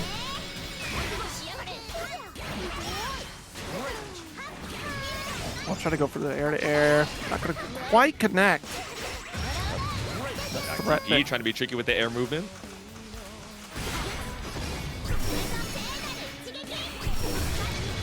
Okay, so we got at least a little bit of block stun off that back special there. Yeah. Is that the Yuhula? Whoa, no, what's that do? No, we didn't spot dodge that. I think it was just too early. Not enough to get our kill quite yet, but that corner carry is certainly going to be helpful. Yep, no break points here. Wavy just needs one hit to be able to convert that to massive damage here. Certainly would love a 5H into SSBA. Like, that will send it home, but go for alt hex. Side swap into throw. My goodness. Yeah, great awareness from Wavy, right? You have no diamonds in the bank. You know, you have a decent chunk of HP left, but that 150% damage modifier, you're not living the throw. It's game number 3, 1 apiece. Out there, so far heavy. Unfortunately, Charlotta, with some of those stubby normals, a little tricky to try to contend against Cagliostro here. Oh, you were so slick with it, Wavy. That was almost a get out of jail free card right there, but unfortunately, Charlotta's still able to chase you down. Oops. Okay, a wall bounce. Xerom got the 100 for that full super cash out. Dash M conversion here before you landed? That was sick. Right. Okay, RH, set the traps. I love that Xerom is, again, being so active of clearing out that trap right next to them with the 2L. And we send it with the DP. Xerom up around. 2. Engage. Okay, nice spot dodge on the Helm Splitter. Can we get challenged up to the 5H? Wow. Okay, so we still got our 5L. EX hands low. Off the wall, dash H to help things out. I love the utilization of Xerom using dash normals to at least get extended damage or even convert into bigger combos here. The loop run up to H? Okay. All right, very quickly erasing one of the hexes. Hands are unfortunately not going to go low enough there. We need that low button. Try to take the low hexes down. Yep. Knee grinder putting you in lethal territory here. Got to be careful of the grab. Every single time we see the summon clear out half of those traps. The whiff Charlotta ball finds the counter hit for Xerom, but not able to finish the job. Oh, no. All good. We got the dive to put another game on the board. Yeah, honestly, Wavy really looking for that guard cancel. It's not happening here. Okay, Xerom, the 2-1 lead. Believe in victory. As a reminder, first to 3 for the entire top 8, so we got at least one more game in the bank. Let's see if Wavy can bring it to game number 5. Interesting. Try to go for 5U. Expecting a spear potentially there, but it's not going to get that challenge animation. It just kind of erases that spear. Oh, yeah, that's rough for Wavy, right? Tried to go for the pickup there with the close H, but not only whiffs it, gets thrown by Xerom, not a back throw, so not fully disaster. Still left a lot of damage on the table there. Ooh, wrong interaction right there. I think we did that just based on sound alone, expecting a different setup there. Oh, nice. Erase both of the low hexes, but the 5H will call out the anti-air. Let's convert this into Raging Strike. Oh, there we go. The full weight spot dodge to make sure you get the optimal punish here. Wavy with 100 meter in the bank is going to send it with a beat grinder. Back and forth between these two. Like, even though that Xerom gets some pretty consistent control in set play, Wavy's still able to answer right back. I mean, these two have been going toe-to-toe against each other throughout the life of the entirety of Granblue versus. Whoa! Does get punished by the Helm Splitter there. That's very fortunate for Xerom. There we go. Reset the noble strategy. Block on the low.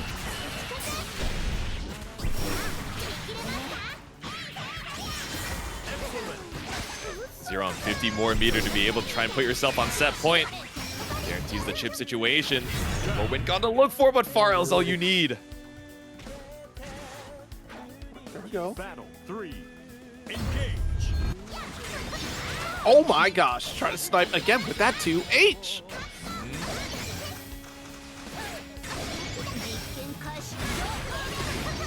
Okay, nice. And you know what? That's a great way to handle the low hexes here. Activating the first one, able to low, get rid of the second. The way that Xerom is just navigating the space, but unfortunately going to take the hit. Or at least one low hex. Yep. Yeah, we have the safety of the U trap, but we're not able to, force Xerom over. What's the point? Spend it again.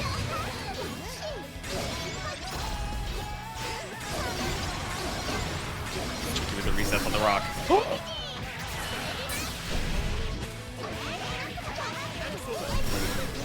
Oh, wait a minute. Got Chair to get out of dodge here. Dash L to try to chase things down. Stand right in front of the trap. We're going to pull up with the 6XL pressure. Blocking the U-ball. A little bit of chip, but really nothing found. Xerom safe, of course, but big chillin'. Wavy gets the 50%.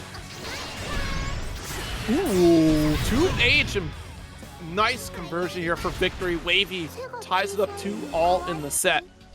Honestly, despite the changes to Cagliostro, it's not particularly noticeable in terms of like the full extensions into multiple hex combo routes. Like that actually resets that damage scaling there for the second hit in particular.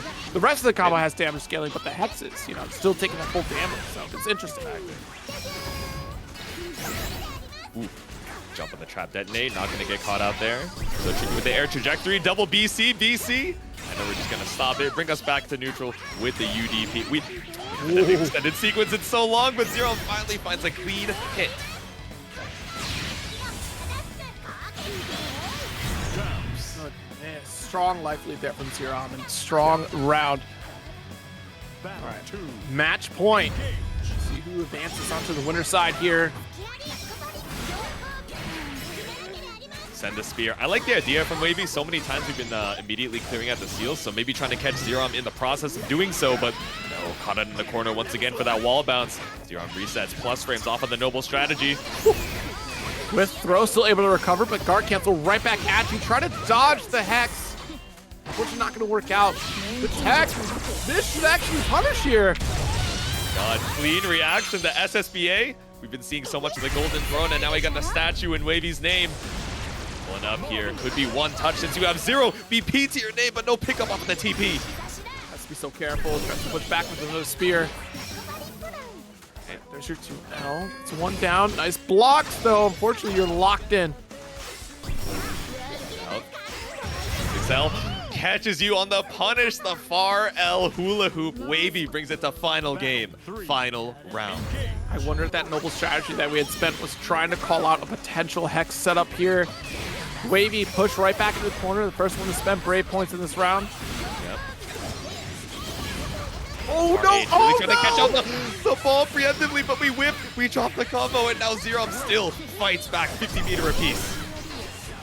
Right, I mean, honestly, what a crazy scramble right there. That's probably the best way you get out of it if you're Xerom. Like, you take that, because Xerom put themselves in the corner, rolled right back out, but unfortunately, noble strategy lands right on top of the Hex here. The Mihens are certainly working right now for Wavy, and she actually gets the Raging Strike, has 50% meter, off the wall we go, and does succeed. Turns the tide 3-2 against Xerom, advancing to winners finals Once again, and it's cool to see a lot of these matchups against Beelzebub, right? That we really haven't gotten to see since, you know, pretty early Granblue, which is when a lot of characters, or a lot of players rather, decided, maybe I'm not gonna super invest into this character, but again, with these quality of life changes, gonna be pulling up. Have a nice day. Taking you right out of the skies and a clean confirm with the this on it. Yeah, honestly, for Beelzebub to really just quickly get written off. Like, Beelzebub still had like a very strong toolkit. I think it was just a circumstance of there are other characters that do what he does just better. And a lot of Beelzebub players at the time thought this character's doing fine until other characters appeared. And this SSBA, or regular SBA, excuse me, to finish the job. You can see why that damage potential is still there, even with these buffs. Exactly. Bubs, you know, had a lot of good tools, but it's keeping up with the damage output that I think was one of those really big weaknesses. And now with damage, you know, kind of being universally turned down across the board, and him having better access to it off of one of those main tools, definitely something he is pretty happy about as far as those patch changes. But Guru Sensei, again, trying to meet you in the skies with these JMs, with these JHs. Havaniceday just one step ahead in the air-to-air. Okay. Nice little spin here out the back special. Right. Huh? Okay. No way he did JH into DP to bait out the PC. What? You are a master of the acronyms is all I'll say. We're sending out the PCs, one diamond a piece either side, and also 50 meter. And the trade off of the old skill. We're just going to go right into game number 2. Nah, that wasn't cool. I'm not feeling that. Yoru Sensei starts it with, you don't feel that round because you started with a back special on your round opener. My goodness. Yep. Hit out the BC, but that jump back Unisonic.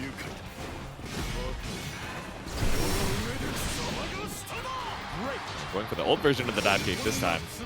All the corner carry in the world. We've seen this movie before. Opposite coast, but same story. Whoa. So, Wall, Yoru, how do we escape? I mean, honestly, great call for Havaniceday to go for air-to-air there. It was such a deep jump in from Yoru to start up on 2H. Would have been very iffy. Yeah. Nice. Tries to go for the delayed throw, but have a nice day. Content to take to the skies, right? I mean, you got dive kick, you have that falling button, so you're big chilling to play that RPS. Oh, no! Leave. Well, I was having this problem today too, Vince. I was playing some Granblue and I said, you know what if I just jumped on every opponent I had? And turns out that's not a good idea. Anti-air super nonsense, you know, working out pretty well, saying, all right, I don't have to go for a crazy 2H and risk trading. I'm just going to go straight for the SSBA. Another round for Have a Nice Day. Ooh. Movement from Have a Nice Day right now. Pulling up the guard, canceled, side swap.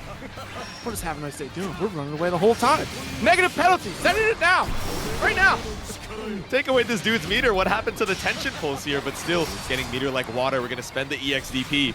Let's Unisonic on cooldown for just a little bit at least. Unfortunately, the expenditure on skill for that double jump, but the parry certainly helps out tremendously here for Yoru Sensei. Nice life lead. Yeah, I was going to say, we're probably going to spend that super just to try to build up another brave point there. Tap on the toes when we wait out the Unisonic. No anti-air, but at least we're able to BC to keep the turn up. Parry on the far L. Yeah, 6-5 view here. Oh, too low to the ground for that one, but the wake-up throw. What a call-out from Yoru. Sensei, 3 good rounds in a row for Havaniceday, but getting some more wind back in your sails. Overcommitted to the combination strikes here. It's a wall of black flies. Yeah, spot dodge so tricky, right? You're trying to avoid the, chip damage over there in the corner, but sometimes getting caught up by the follow-up. We're going to put the Volt on you. They did want us to use that move way more to get the Volt set up. And I think mission accomplished at this point. Good job, Seika. We've seen it. We've seen it so much on stream. I think definitely, 20 plus in the few games that we've seen 2B, but not going to work out. Full screen whip punish? Or what's it called? Projectile punish. Not bad here from Havaniceday. No full animation, but hey, you still at least get that bravery point back. Yep. Strip away a bit more from Yoru Sensei. The dash up to L. Off the wall to M. Oh my goodness. And that should do it. No, no. I'm mistaken. I thought maybe EX expenditure there. DP, yo. Yeah, I mean, we had the checkmate with the chip damage, right? But still seeing it, the bravery to know, all right, I know exactly what I got to do. You jump, you DP out, no way for you to escape. Run up EXDP puts Havaniceday 1 game away from moving on to winners finals. Good lord. All right, so we got our close heavy. That's the starter. This is going to hurt. Set. Look at that 2-touch opportunity here. Alt flies.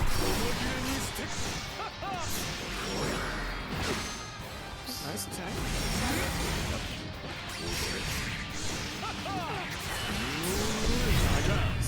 And look at how oppressive Havaniceday has been throughout this round. Not toying with our food on this one here. I feel like we got a little bit of that in the last couple of games, but now that Havaniceday is on the precipice of a winner's finals position, it's all business. Charge flies, no spot dodge, no, look at, Yoru's locked in. Like, they're not moving as much as they used to in that first couple of games here. Like, this is pure calculation on how to get out of this scenario here from Yoru. There we go. I like the air stall right in your face. Trying to wait above the Unisonic, but ready. Hava just looking for that delay to catch you on the way down. Smart whip punish on the SBA as well. Yoru trying to go for 5U right there. That unfortunate parry attempt. I mean, that's in the subtle animation of 2B taking that stance, ready to dash in, unfortunately. So you're talking about how we got to this point here. Ronnichu ended up going 2-1 over Zane, and it was Wavy that put Ronnichu into losers. So this is quite the run opportunity for Ronnichu if he could succeed against Tenured Mule with an immediate call out against the parry here. Good awareness from Ronnie. Remembering that Tenured got a little excited throughout these parries in an earlier match. Tried to send it with the spear, but nothing found off of the old skill.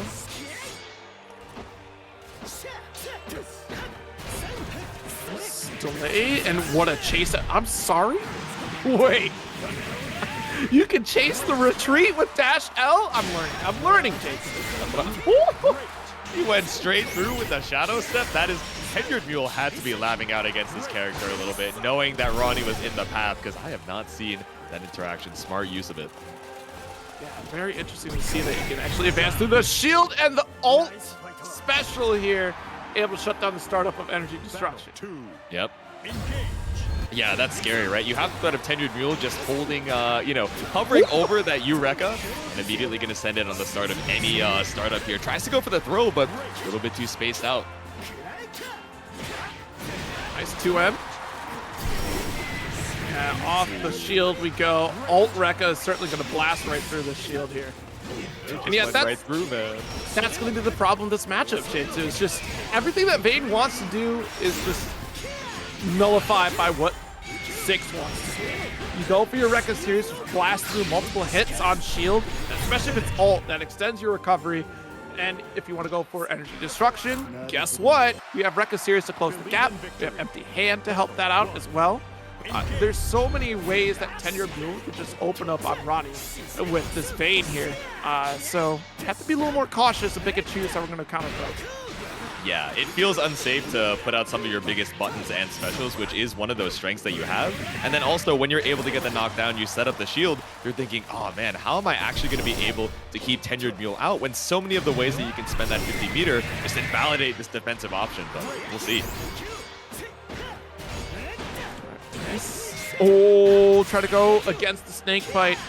I wonder if that was a medium starter here. The light starter would have been better for Ronnie. I'm pretty sure we're fast enough on 5L. Ooh, yeah, bait out on the Brave counter as well. Sense it with the RS, but Empty Paw gonna work out so well for Tenured Mule. I'm sorry, you said Empty Paw? You know, he's a bit of a Discord kitten in this skin. Someone called him the RGB. Still pulling up here once again with the claws. The Rekka just bring you all the way across the corner. I don't know how Ronnichu is gonna try and escape.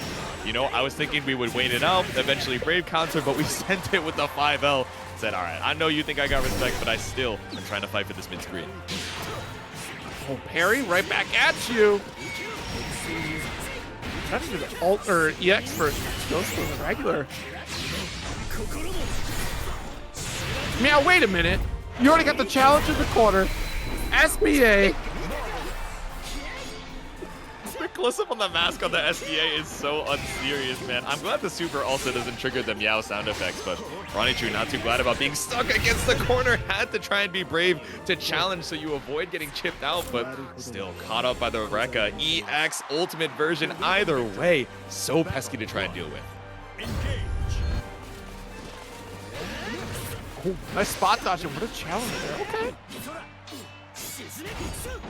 Roll. Good. Ronnichu trying to find as many opportunities to try to not be in the direct line of fire from 6. Oh, no. Oops. Okay, the hop over with the gate. Open handshake, the double throw whiff. There we go. Grab kick, nothing found. Ronnichu going to take the opportunity to fight back.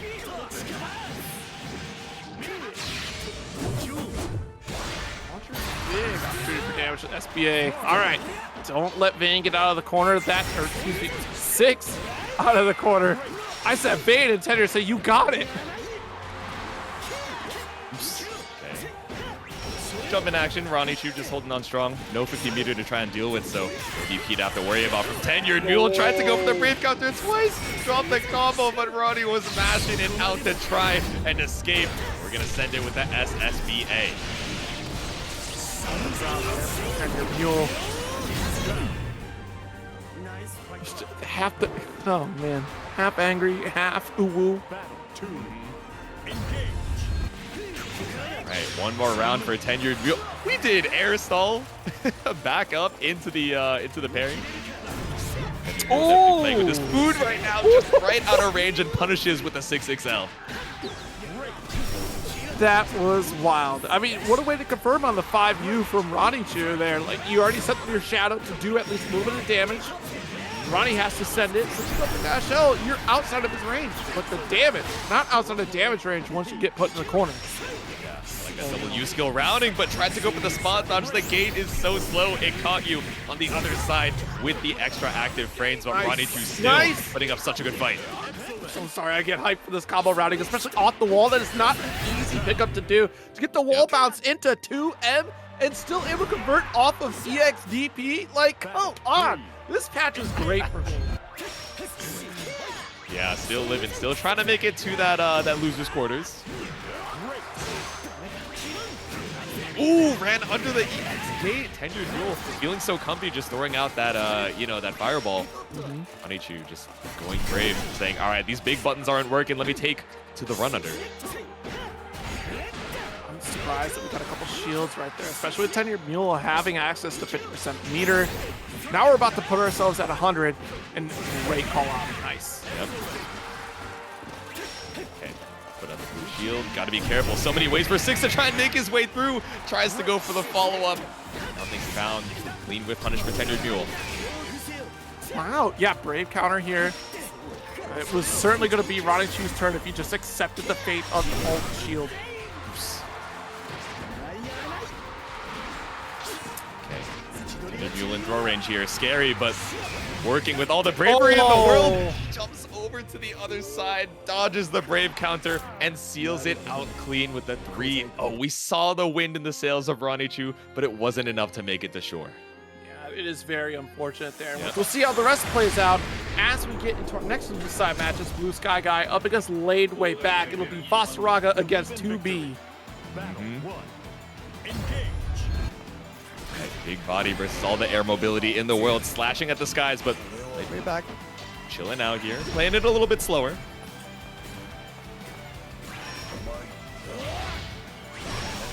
Oh, tackle, but catches you with the Volt a little bit too far, especially off of that trade to try and get the 5M, but I like the idea from Laid.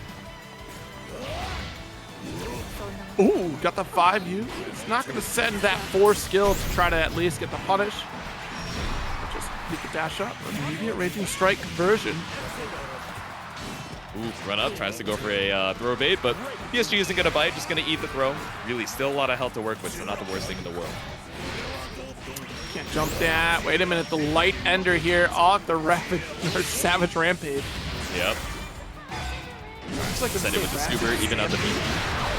Randy Savage? You know, I get it. It's kind of the energy that BSG pulls up with, right? Yeah, Randy Savage. I thought I was going to say Ravage Sampage. I'm like, what is that? No. Nice 5U. He's still stuck in the corner. That's the problem with the situation here. Chad is getting real creative with the BSG moniker, but I know Blue Sky Guy able to put the round on the board here, looking strong, trying to make a name for himself as he moves on further and further into this top 8. But of course, we only have 1 round on the board. Laid still holding up strong. Now let's get whip punished here by BSG.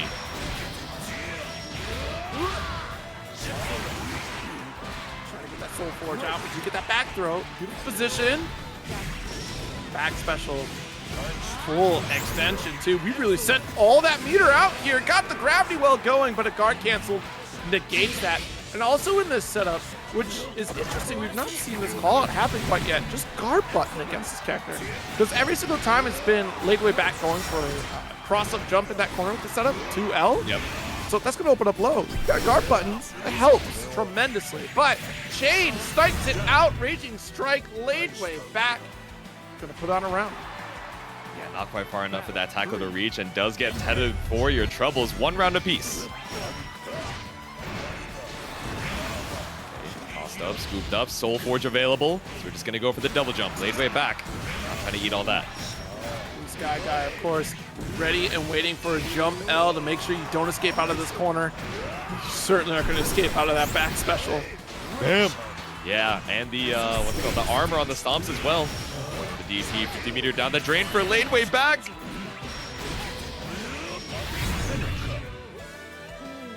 Finish off the wall game for Blue Sky Guy. Believe in victory. Battle 1. Of course, the winner of this will be going up against Yoru Sensei here. So it's either 2B Mirror or 2B Gauntlet. Good there. Sniped out with the medium beam, and I can't believe you still sent it with the medium series. And I guess in for a penny, in for a pound, and it does pay off here for Laid Way Back. Yep. Ooh. Okay. Snipe the U skill start up with the 2M. Really not going to get too much off of it. Not too healthy on the skill gauge either. Boom! Yeah, immediate confirm off of the triple attack straight into the super. We really don't have a lot of skill to work with, so just going to take that extra damage where we can. Oh my goodness. Yeah, that'll OTG a little bit there. Open it up. Up the scoop. Final touch interaction on both sides. The tilt and tumble. Wait a minute, is that fuse lit? Hold on. New Instinction, let's get the Soul Forge on deck. Oh no. Damage is out factor, but so is the air-to-air confirmed from Laid Way Back. Very unfortunate. Just a little under in that jump arc there from Blue Sky Guy. If it was jump install, we might have been able to make it with that jump L.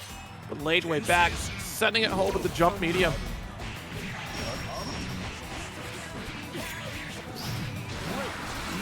Gauntlet Ender.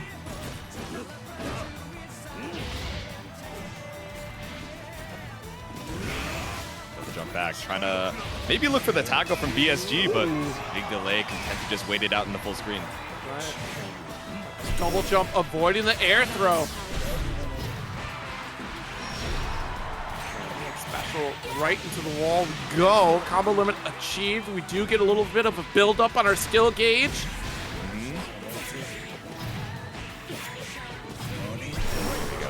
Gauntlet Ender once again. We send it with the U-Pods. Plus frames there. And we get that full run in. Oh, what a challenge! Yeah.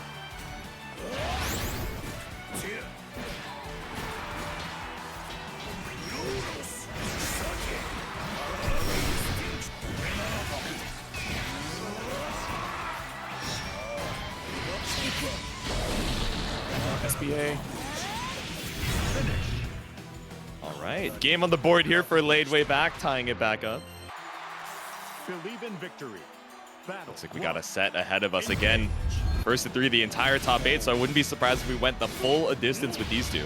I mean, especially since it's do or die, right? It is on loser side. It marks the end of your journey if you go down in this set in particular.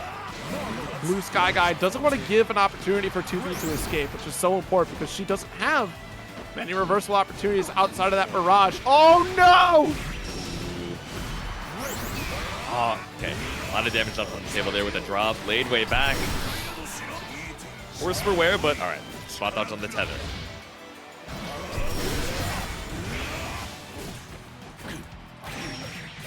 PSG tried to go for the jump in JL, but ran out. Not only getting the side swap here, but still able to find a hit for Laid Way Back. Wall bounce into SBA, stripping all the brave points. Huge opportunity for Laid Way Back. And I can't believe that run under. Like, that jump in call that you called out there from Blue Sky Guy. Like, there was no health on the side of Laid Way Back. It should have been all Basaraga, but a single run under. The bravery of Laid Way Back got them the victory. Spot dodge on the gauntlet. Didn't want to eat any of that chip damage, but even some of this regular damage, that triple attack. Oh, missed it. That one was a plus, actually. If we would have hit the gauntlet, it would have been fine. Yeah, we did the triple backdash just to stay out of range of the stomp. No, but it's not going to work this time. It's one of those moments where you think you're going to be really cool, but you miss the cool thing, so you see it's just a break. It's just a break. I was just joking, man. I didn't really mean it like that, but once again, the Gauntlet Ender. Staying so healthy on the skill as we wait for that 100%. Ult skill open, and because of the reduced meter gain after the opener of an ult skill, but we walk it right back. Reset that refresh on the meter 100%. Sweep. We have a U skill Ender. No, we're going to save it for this next interaction. Dashed out by Lade. All right, not going to hurt. It was a light starter here.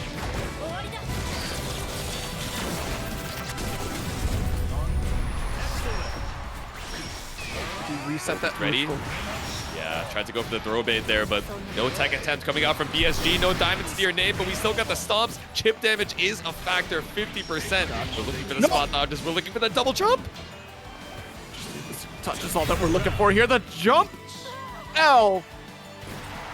Oh man, Blue Sky Guy has been on point with the air-to-airs, specifically that button.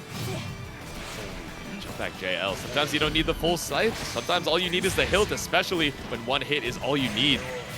Oh no, but gets counter hit in the corner here with the triple attack. It's almost like Basaraga goes for a jumping fetal position. It just works. Yeah, right. Oh, nice block Ooh, on the gravity well. See, like I was talking about, just block low. 9 times out of 10 is Laid Way Back going for 2L on that cross-up. I don't think I've seen Lade try a cross-up overhead. Oh, that Vortex, that guard button check, still gonna pass the QTE for BSG. Soul Forge available, so is the 100, but sniped out by the JH on the way down.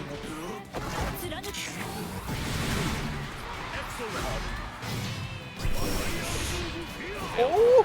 Shoulder tackle. Very smart ult skill spend there.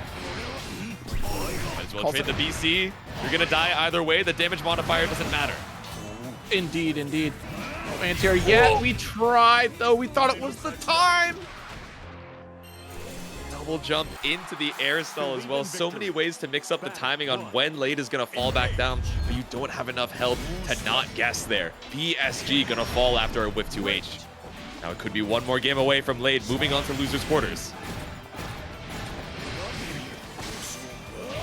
Avoiding the Savage Rampage there. Nice backstep here. Lake way back, then take advantage of it.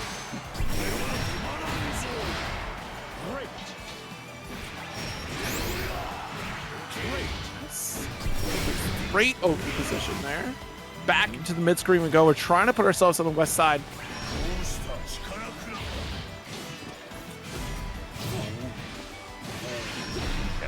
2H into the hammer ground bounce. Yeah, dropped a lot of damage on that though.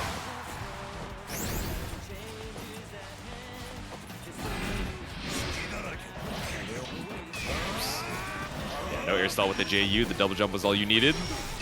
Auto track on the Bolt, but again, running up into the detonate to try and bait out the throw has not worked out for Lane way back, but this 2H finally working out for BSG. Okay. Oh my gosh. Okay. Battle 2. Round on the board here for BSG. It's not quite set point for Lade yet. Nice. Actually, with the falling L there. The flow, Blue Sky Guy taking their time. Oh, I can't believe it. What's that? That was the medium star? Oh, this is definitely the ultimate extinction. So much corner carry, routing it into the EX tackle. Dude, it just keeps going.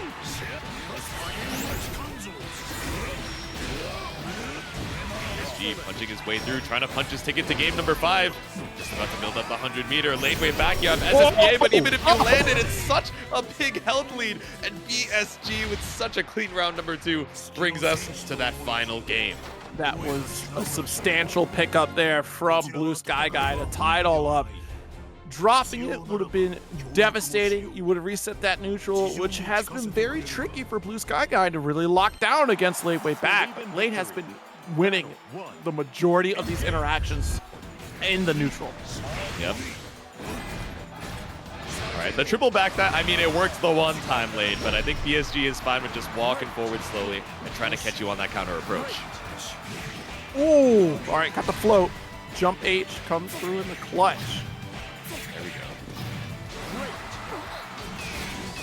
Run up for the throw, but the jump back JL isn't going to punish. Block. Odd. We're getting the just blocks on it too, just to make sure that we, get all the meter we can. Trying to snipe the jump over here from late way back. Instead, going to get punished for Raging Chain. Oh, not the staggers, and we're still able to confirm. Beautiful call out from late way back to take that round. Battle 2. All right. Set point for Lade. BSG, how do we try and hold on? He's been doing a good job of slowing down the pace and looking for some of these anti-airs, but still so tricky when you have so many ways to swap it up. Soulforge out. The jump heavy, crossed up. Big chain to go through.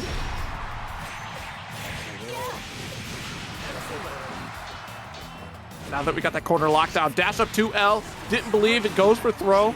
Moving light damage, so throw resets A-okay. That is not fortunate. This is better. What a roller coaster of interactions from lane way back right now. Wait for this. Yeah, you baited out the U skill, you got the hit, but because it was rising, not able to get a full confirm off of it, but this one is falling. JH on the way down as BSG falls out of the loser side. Top 8, Lade moves on to losers quarters. Granblue I know and love. Did he have the RGB in vanilla? I'm trying to remember. I also am trying to remember if he had the cat mask. Did not have the cat mask in vanilla. Okay. RGB, yes. Okay. Is this the first time we've seen the intros rock? I feel everyone has been so locked in on trying to get those silver ranking points that we're like, all right, now we just gotta keep the momentum moving. But now we got the intros. Our players are ready and waiting. Tenured Mule versus Xerom here for the other side of losers quarters. Back to business we go, and outside the range of the parry, Tenured Mule has been really leaning onto this parry. I wouldn't be surprised if some players at this point in the top 8 start really calling that behavior out. Yep. Oh my god, wait a minute. You're killing off at this. Jesus, Xerom. I thought maybe Xerom's speedrunning, yeah. Yeah, no kidding. Tired of all these close game vibes. I mean, that is reduced health 6 now, right? Someone in the chat said earlier, like 6 is literally a Kuma now. I'm like, yeah, you know what? Yeah. He's got the install with a little bit of extra functionality, but that 14K. Oh! No, you had the dropout, but instead you, I imagine that was a missing cut on the spot dodge there from Tenured Mule. Oh no, caught up with a Raging Strike.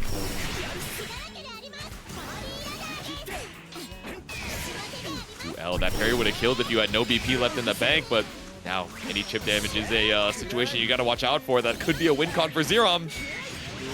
Okay, wait a minute. Let's set the chip. Honestly, it's gonna hurt if you set SSBA. All that Xerom needs is literally a special to touch. You have 100 meter. Somehow we've made it to one-touch territory on either side. How are you going to avoid this one? Do we have the spot? We did the parry! Parry into the cross to make sure we didn't get punished by the late active frames. Why were you ready for that? How did you know? No! I betrayed you, Zero. I'm sorry. Oh my God! I thought. Oh! Right, that was kind of crispy. I'm not gonna lie to you. That was clean, but Xerom undeterred, saying, "All right, I dropped around, but it doesn't matter because I have another one ready and waiting." Is this gonna be a second perfect in 3 matches? Not quite, but it is still the kill. Xerom takes game number 1. You know what? It's only right. It's the true curse. You do something cool in an anime game, it curses you. You don't win at that. I've seen it happen across several anime games. Get something clip-worthy into die is always the classic, but hey, we got game number 2. We still got first to 3, so if Tenured Mule is able to muster up that clutch factor for the rest of the set, maybe we can bring it to another game 5. Just had a knock at the door at the 5L. Wait a minute. Okay, nice. Noble strategy. Gonna get the scoops, not ducking. Yep. That's unfortunate. 50 meter down already. We're just looking, or 50 HP rather, for some way to try and escape with the H gate.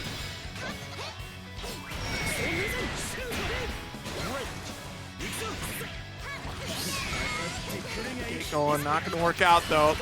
Again, so squirrely, this Charlotta character in the hands of Xerom is so very difficult for Tenured Mule to get that set play going. And it's so predicated on the fact that you have to be grounded for a lot of this to work out for 6. Yep. Some of these awkward confirms, especially with Xerom not afraid to take to the skies, which I think Tenured Mule, interestingly enough, has been doing a good job in previous sets of making other players afraid to, you know, take to the skies and really look for a lot of those jump-ins. Not the same way against Xerom, but I like the use of the feint empty hand into the U-Rekka to punish that parry. Spin. Oh, no retreating here. Very quick. Not the only person to call that out with the dash L. Off the backstep there. Clean read from Xerom.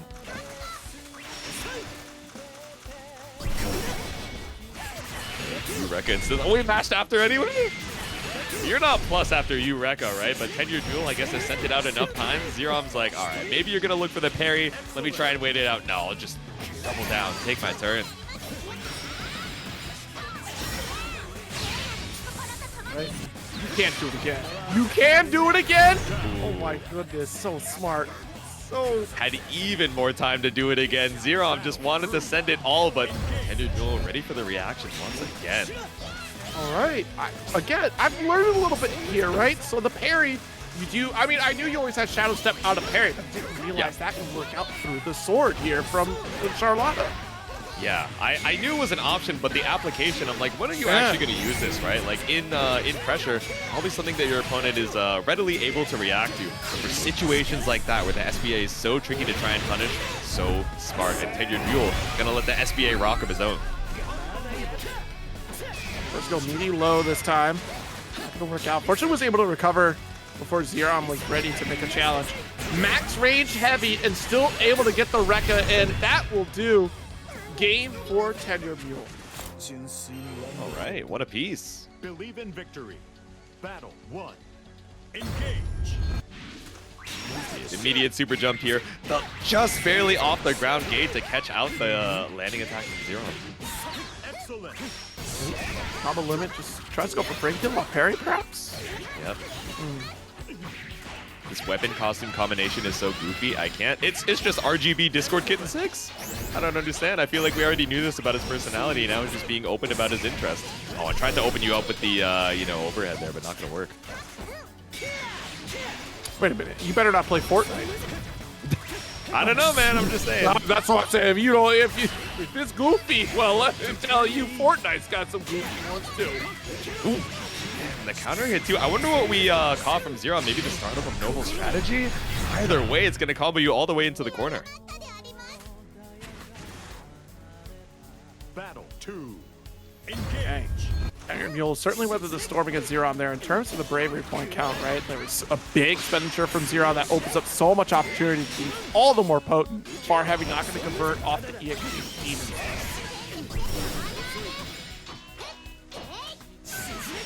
Nice. All right, parry attempt, and still just the... Holy smokes, wait a minute. The nimbleness of Charlotta is so terrifying to deal with, yet somehow 10-year Mule able to find that opportunity to get to SBA. Here we go. It's a throw attempt from Xerom there. My goodness. Still able to jump our way over, swap up the sides. We're just gonna spend the BB here. We know we have SBA to even it up.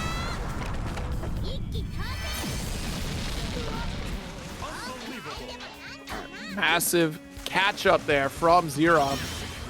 Oh, not ready to parry that one, were you? Battle 3. Sent it with the EX ball, Xerom. Another round on the board.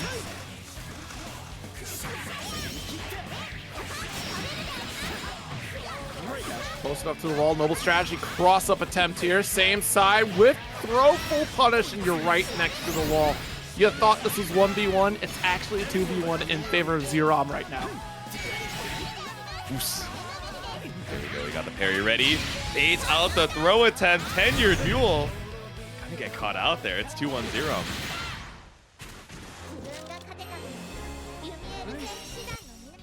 Strong way to turn the tide here. Stop a little bit of the momentum from 10-year Mule, but it's still fighting for every inch in this match so far. Nice spin to low profile, avoid the Gate of Demons, and it does leave 6 very vulnerable. This 2H, though, calls out the vulnerability in a jump in from Charlotta. Both of these jumps on both sides immediately getting called out in different ways, right? That counter hit 2H brought us over to the corner, evened out the life lead, especially with the parry behind it. Dodge one more time, not close enough to chase with Dash L perhaps. Oh no. That should do here, Raging Chain finish. Hey, one more round for Xerom to move on to the losers' semis. Get out, playing it a little bit more patient now. All right, guys, 5U. Set the neutral, give you a moment of pause to think about trying to commit to a Dash L again. Yep. Space that off the ball, tried to take your turn, but still just counterpoked by Xerom. Backing it up here to try and slow it down. Spot dodge on the ball, but it's still not your turn. The counter hit coming out from Xerom. Yeah, you think you spot dodge and it's your turn to punish, but no. There we go, scooped up. One more touch could be it, but clean 2H on the way back down. The chop not gonna work out for Xerom. Nice. Dash L, really trying to find that hit. And certainly Xerom able to find it. 3-1 over 10-year Mule. With a substantial life lead like that, you can play it calm, cool, and collected and wait for the opponent to make that mistake as you're waiting for the timing of the missed Dash L, or maybe trying to convince them to walk forward with some of the nerfs, whether it's, oh, okay, we got to manage skill gauge more, or we have to manage skill gauge even more, now that it's also tied to your air mobility. I think, you know, the character loyalists as far as 2B still holding on strong. Absolutely. Like, she does play the game so differently, right? With the forward advancing normals that have always been at the forefront of conversation, and even her ability to jump stall, that certainly is a terrifying aspect of the character.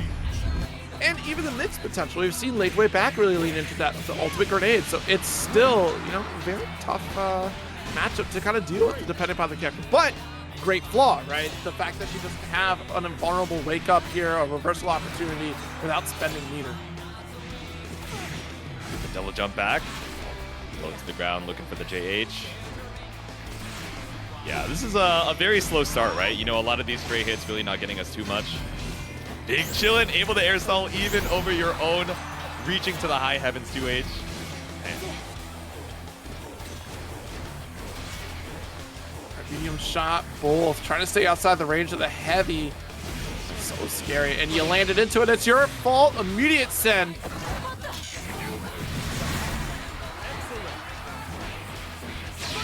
Oh man, you built up such a big health lead, but you put your opponent into SSBA, and they're gonna send the super just as well. Even with the scaling off of the triple attack, we're just gonna go right on into it.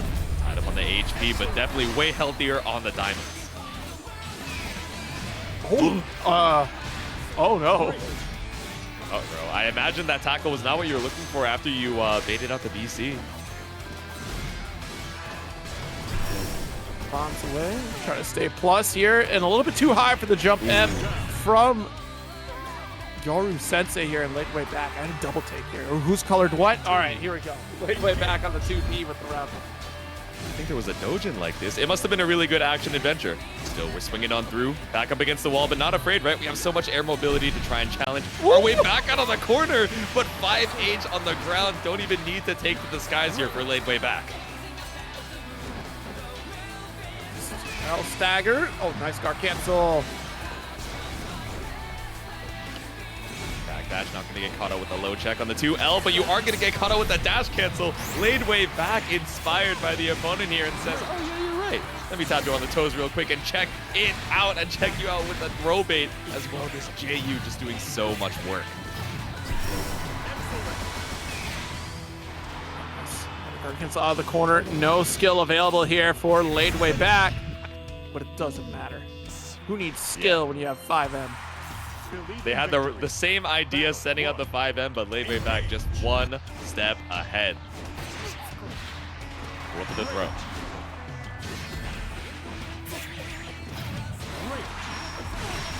Oh my god, yeah. And you still got a conversion despite the trade. Not bad.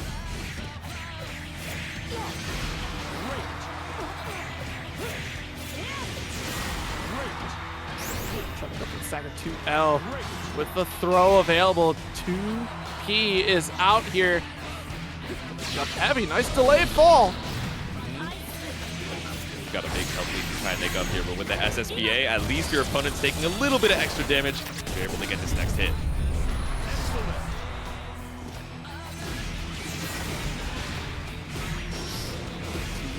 Yeah, max damage here. Yoru will finish this out for a round at the very least.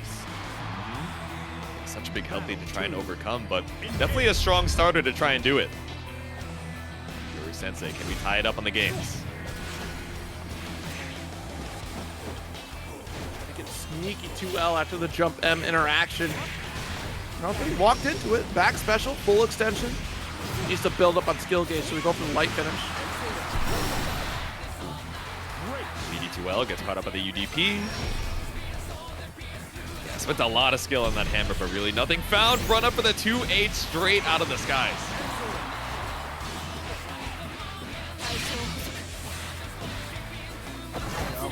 Actually should close out that round. Certainly does. They confirm into the super. Battle 3. Engage. Oh! Same brain cell on the jump there, but Yoru just a little bit too early, or a little bit earlier on the trigger, able to find the hit in the air-to-air. Got canceled, and we just walk up with the 5L. Slow and methodical corner pressure. Yoru trying to maintain the lead, but unfortunately gets challenged by the L series here, and late way back will return to neutral with the Raging Chain. I like the idea from Yoru Sensei trying to run up for the throw bait. That's opened them up once or twice before already in the set, but late way back just chilling on defense. You know, taking tips from each other here. That was a dash up 2H. Late way back did the same thing to Yoru earlier. Oh no, much too high for that 2H. Just barely over the tip of the trajectory. Still gonna find the 5L link.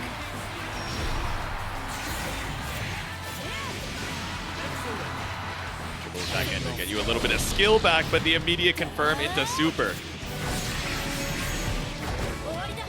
Why does she look like that way? That's Looked like Iron's like fairy godparents. Like just gets struck. Like what? Huge missed. All right, throw attack is going to clear the Volt. Decent amount of skill on both sides. Trying to play the spaced out pressure and also win up the SSBA, right? Because you know that's going to be lethal as well with all the PP it takes. But finds it with a raging strike. Yoru Sensei puts a game on the board. Believe in victory. Battle 1. They should add Nier from Nier so we can have Nier hitting Nier with 2B parentheses 2M. You guys hate commentators, man. That's an anti-caster message. I can't believe it. But a caster wrote it, so I mean, you know. You're right. You know, we gotta challenge ourselves, level up here, but Yoru definitely leveling up, right? That first game looking so rough, but as the interplay between these two, right, in the mirrors, stealing techniques back and forth from each other, Blade right back trying to reassert that dominance. No. Position, late way back, about even technically. Like, yeah, there's that 50% health gone from Yoru. So it takes that single strike. Got the guard, cancel out the deep jump heavy. Yeah, reached all the way behind, and not only that, gave you the full confirm for Yoru Sensei.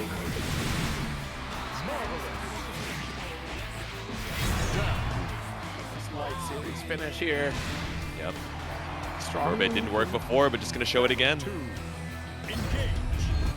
It's the layers you gotta play against it. Wait, was that jump heavy? It had to have been jump heavy that traded that way, because Yeah, right. Jesus! All right, 2H, but too far for the heavy follow-up. Wow, I just keep swinging. It's your fault. Nice pickup off of 2L. Won't extend again. Just get a little bit more on the skill gauge. Backdash action here. Okay, here he comes out. Another one. Here he comes out again. Don't do it a third time. That'd be wild if you fell for it a third time. I think you gotta stop pressing buttons on wake up. Good God. No. But we can press buttons on the back walk here. Catching out with a counter hit 5H. Really good starter here for Lane. Saving up the skill for this last conversion. Even here, resources certainly in favor of late way back in terms of skill gauge in particular. Try to slash through with the 5H, but instead catches you out with the air-to-air. Not gonna reach with the hammer though. Yeah, that was such a cool route attempt right there from late way back. No break points. Oh my goodness, wait a minute, wait. We just split though. We just split. Uh-huh, and it's You and I'm 2B. wrong. It's 2B, she doesn't kill. Stays alive for just a little bit longer. No BP left in the tank, and also you're in chip damage territory. No more green flash on the HB confirms that 50 meter available for Lane, but how are we gonna use it? We land right back into the chip. So scary too. I mean, just trying to navigate that neutral space against 2B, you're looking for that medium special, which Yoru did show at least once there, and Lane was ready for it. But there's so many layers of offense that it starts to give you that information overload that you start to panic at things that aren't necessarily there. Oh, ooh, dash up and Yep. For the counter 5M. nice. Good shout to the light. I think the medium would have connected there though. But be careful. Heavy will certainly connect. Spend the skill for the dash cancel here, really trying to optimize for the corner carry. And we have you up against the wall. 100 meter for Yoru Sensei, really trying to cash out on this super to even up the BP. Nice. So return to neutral here and really maintain this life lead. Now that you stripped away like 2 break points from your opponent, of course you press that issue. Oh my goodness! Couple backdashes avoids the medium combo series. Ooh, slashed out with the 2M. All right, Lade. Yeah, we're seeing a lot of Bolt coming out from Lade way back, but I think a lot less so coming out from Yoru Sensei. Let's see.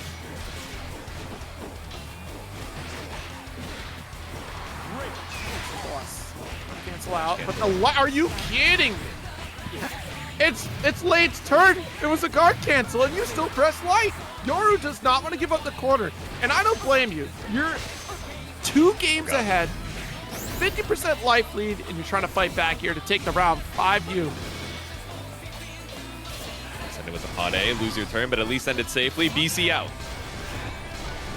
Oh, going for double dipping on the plus frames. Or is that so? We're getting a little crazy with it. Okay, Oh, no. air assault. Verticality-wise, it would have worked, but we were just barely out of range because of the backwalk coming out from Lade. Still, relatively even on the health. JL starter's not going to get you too much here, but still, actually chipping away at that health. I think we saved the suit. All right, never mind, my fault. Fire away. Not quite getting the victory yet. Are you Jason? Fire away! Swear to God. Ooh. Yippee! Oh, they're alive. I always think that last hit is going to do more damage, even though we saw it previously not be able to kill, but we sent it plus frames, and not only that, forcing you to hold that chip damage kill. Making that comeback is critical here because now we are on match point for Yoru Sensei, and already a very strong start. You dominated the corner, the handshake has been administered, and the 2L opens up. Right, Yoru Sensei really swapping up momentum from that first game. Even after the Brave counter, we're still mashing on out with the 5L. Wait, how do we escape? No double jump, no air stall, just goes right for the jump in JH. Mirage here. Guard cancel out for the corner. Heavy series. No jump back for you. Oh no, too far. That was supposed to be the jump heavy. Now wait a minute. Back EX special. Mid-screen returns, no meter available for late way back, so this is all going to be a resource gain in this corner. Either we kill first before we get super, or we just build it. Just barely able to avoid the Brave counter with the dash cancel question mark. I'm going to need to rewatch that one, but we got to stay ahead in the game. Could be one hit away from Yoru Sensei moving on to losers semi, spends the 50 for the beam. Not even at a life lead right now. Even on... No! What were we looking for? I have to imagine that's the misinput lane way back, just whipping in the mid-screen, and Yoru Sensei just needed to punish. There we go.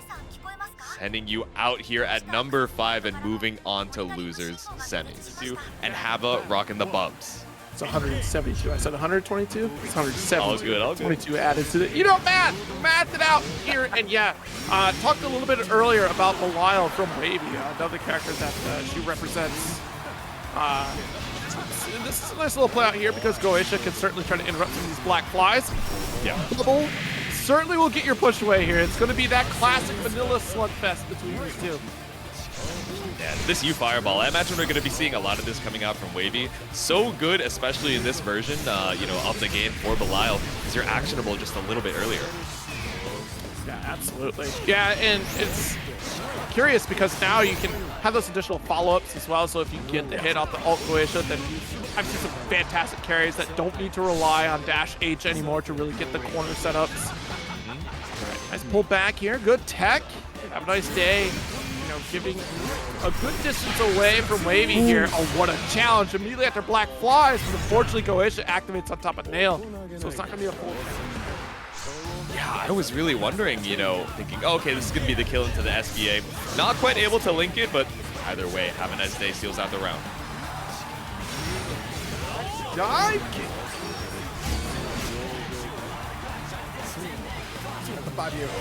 Yep.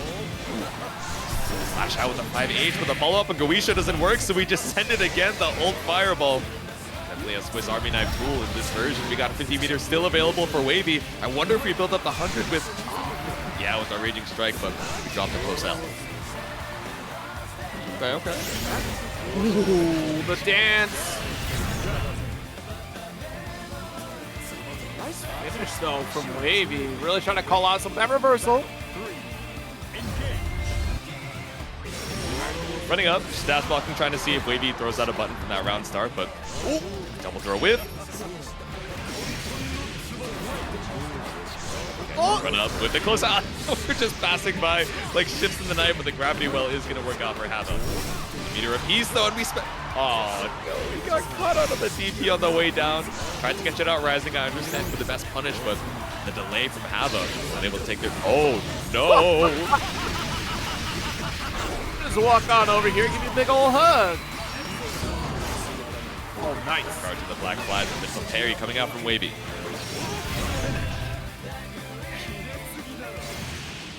Damage output from Beelzebub. Certainly something to behold, right? I mean, it is a character, again, we don't get to see too often, but can certainly keep up in terms of damage output from Belial. So these two certainly made for each other. 2F. Nice nail, though. Will allow for a small approach because Wavy has to deal with it as Beelzebub closes the gap towards the neutral screen. Nice spot dodge. Dash spot dodge, but still grabbed by Wavy here. Lots of meter for Havaniceday, but you don't need meter for the Unisonic. We just send it. Oh my god. Immediate punish for the SBA. Buys you a little bit of time, but Wavy with so much meter in the bank, chilling. Unfortunately, they're like, he had that challenge off of the guard cancel. Just got to remember that it's still Wavy's turn at that point. And she took that massive risk to go for the ult skill DP. Either you spend like a brave counter of your own, or you just kind of respect the situation. You've lost your turn. Yeah. Nice. Backdash into the EX Goisha. Grab option though. Oh, beautiful side swap 2H. Let's go for the launcher. That was the medium into EX, and medium got a change here actually in this version of the game for the Asmodeus.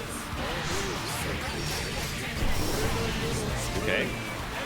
Link up on the black flies into that EX ender, or U ender rather. Yeah, it's Caliber into the backdash. Oh. Well triggered the parry. Maybe trying to anti or the U Unisonic, but didn't work out. H. Yeah, combo live is going to be pretty early on that one there. You already had the launcher off of it, but got a little extension off the ult. Wait a minute. I like the spacing from Wavy there, right? Just waiting out. I says, all right, maybe I can't make quite as much use of my plus frames from this distance, but hey, I have you up against the corner. I bait out the BC and find the whiff punish. One apiece as we head into game 3.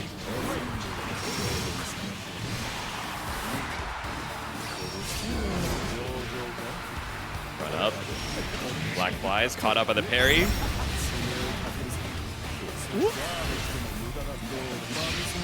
Nice. Sends it with SBA, puts you in a final touch situation. Have it right outside of that 100-meter mark.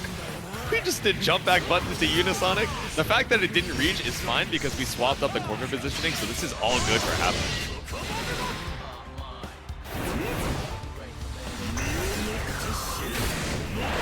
Drop the bombs. I love the sound of this game. It's so good. I know. We actually get the base boost on that super.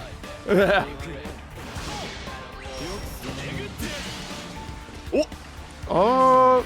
I do wonder if the DP was what we were looking for from the full screen there. Maybe a hard call out on the 6-6H, but maybe a misinput. But either way, Hava can be able to seal out the round.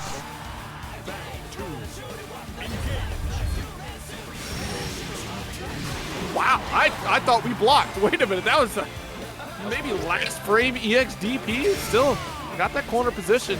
Gonna push it right back out though. Chilling, yeah. But the EX Asmodeus runs right into the DP.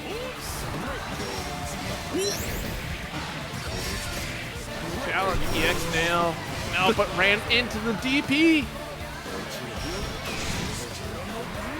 Double DP, not gonna work out for Wavy. Didn't eat a ton of damage for it, but still you're locked up against another bait on the BC with the DP. It be what it be. I just feel like you said you were gonna be locked against something. It's fine. It's a nice guard cancel out. Just thought maybe, you know, but bubble. Oh, nuh-uh. Super on the clock. I mean, I love the call because at best, you go for a grab. Or you give up the rock, paper, scissors of the clash moment, you just block. Wavy took a big gamble on that. Yep.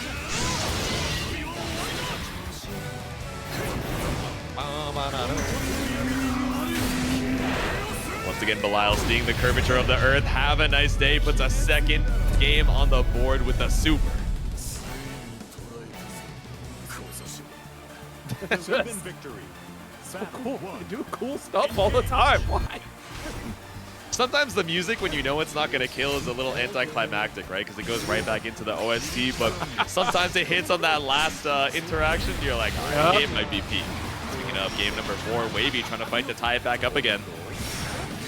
Nice dive. Close the gap with the teleport. Nails are too tall here. You're not going to be jumping out of that one. Wisha. What an invoke there. Quick 2L. 5U. And look, I got the crouch M of the century here. It's going to be fine, even if you spot dodge. Yep. All right. Run up. Late throw. Oh my god. Do it again. Yeah, we're seeing the no escape. It's the really late tech coming out from Havaniceday. Caught up on these delayed grabs on Wavy's side. Dash buttons here, really knocking at the door to try to open up. Have a nice day. I don't want to take the plus frame, says Hava, but you're going to have to take the EXDP. It's something. You're in chip territory there. Tried to run up to catch up the delay mash, but UDP on the table. You had to try and guess either way to keep your pressure on. Blackfly stops the Goisha. Oh, nice. Just outside the range, the far heavy. With the Goisha, jump back up. Avoids the grab. He's calling the 2H here. With the crouch medium here from Wavy. Nice little follow up with the Asmodeus as we pull it right back in. And Have a Nice Day is very quick to remove the plus frame situations from Wavy by using these Brave counters. Chaos Caliber Ender. End it with the U skill version. Button tech.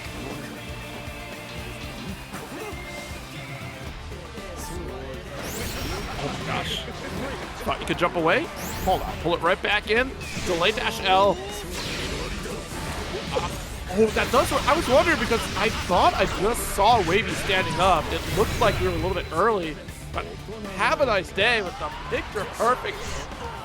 Super Skybound Dart. Well, just regular Skybound Dart. Take a round. Yeah, Commander up super, putting us on set point for Have a Nice Day. Ooh, send the DP, but Wavy just a little bit too far out. He's got the DP here. Went for the stomp, whipped it, and still gets the counter hit 2H. Away. Oh, but the spot dodge. We still have crouch medium. Go with the elbow check. Easy out. Havaniceday really rough on the diamonds right now. Same of the HP. From Wavy, nothing out of the far L, but we find the scoop to bring us to game 5. I mean, at that point, there were so many resources spent. The life deficit was substantial against Wavy here, so she was certainly poised to try to take that round. Yep. Heavy Asmodeus. Ooh, but who's got the longer leg? It looks like Beelzebub in that interaction. 2H, pull it right back in.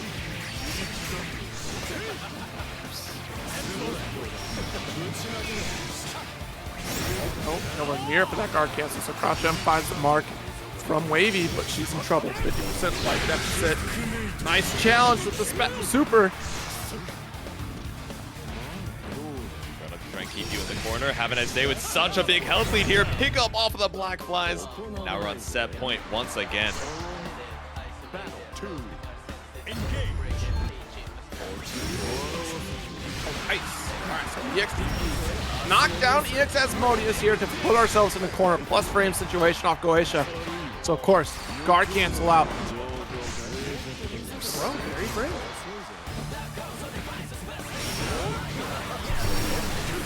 The Goisha follow-up, double ult skills, but the ult fireball just comes out so much faster. Gonna win the fireball war and Havaniceday still down to 50%.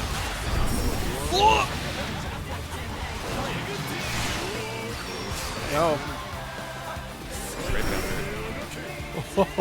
Yeah, spot dodge not gonna get caught up in the unblockable setup there. How do you dodge gravity? You know, just phase into the Z-axis, I guess. Oh, my bad. So you gotta go +1 dimension here, but +1 grab is on the board. Havaniceday, no diamonds in the bank. One hit is lethal for either character. We got SBA off the shoulder check, the 6-6L into super, sends Wavy down into the loser's side. Have a nice day.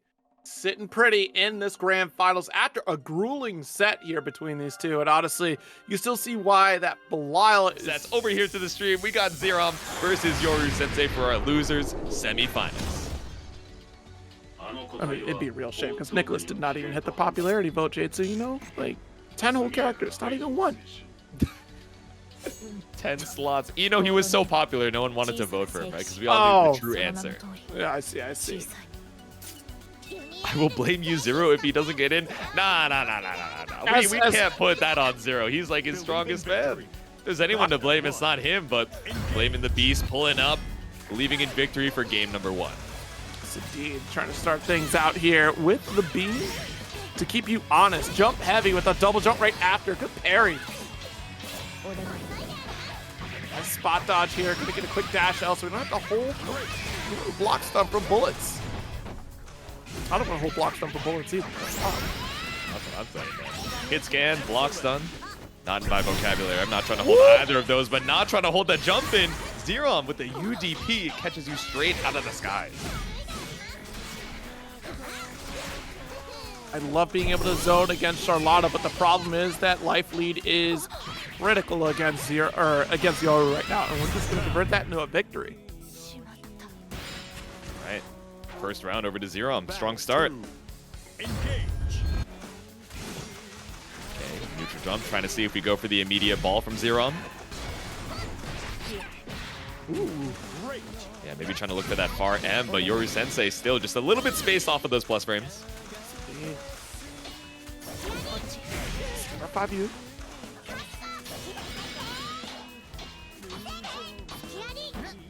Nice low block here from Yoru Sensei. Honestly, like it got a little scary, especially once we start committing to the triple attack. Yep. Now you gotta get the 50-50 at the ender here. EX off the wall. A little early on that one here, but resets the damage. Potentially gonna get a victory here. If we can get the corner position though, losing it. Yeah, I like the idea of the run under to try and catch out the jump, but ended up getting tapped on the dome for your troubles.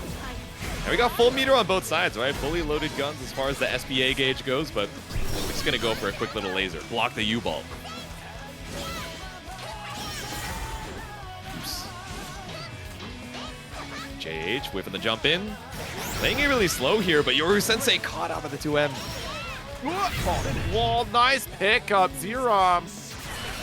That first game. Believe in victory. Battle 1. Engage. Crowd start carry is already? crazy. Yoru Sensei, what's going on up there? I feel like it was the run. There wasn't like a parry, it was just run, and Xerom had pressed the button too close to the parry window. I see, That's gotta be it, right? I'm gonna give you benefit of the doubt. Surely.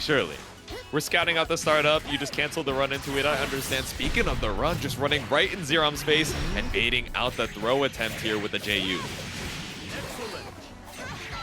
Oh no, nice jump in. Oh, actually, just said this. Oh, the reset off of that one too to get the 50 or the 25% refund. Nice. That would have been another cycle of alt skill if we wanted to. Right, link off the Raging Strike. Xerom 1 to optimize. Okay, double jump, but just landed into the reflector. Oh my. Medium series here. Nice heavy.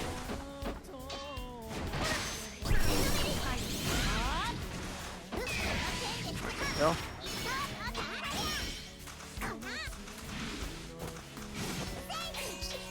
Okay, whipping the 6XL there. Try to find something, but we dodge right through the pod. Nice. Got a Raging Chain. Action Xerom once again going to be able to close out the round. Same fashion he did that first one here. 2-0 lead against Yoru, making quick work of this 2B. Believe in victory.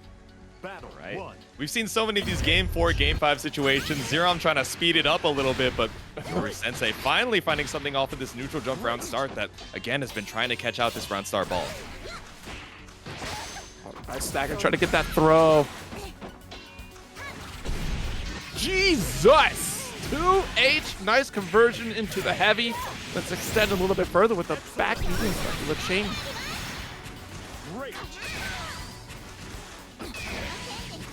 out. Xerom really rough in the HP right now. Any light confirmed kills. I think you're just barely out of throw range, but Sensei with a clean tech. Oh.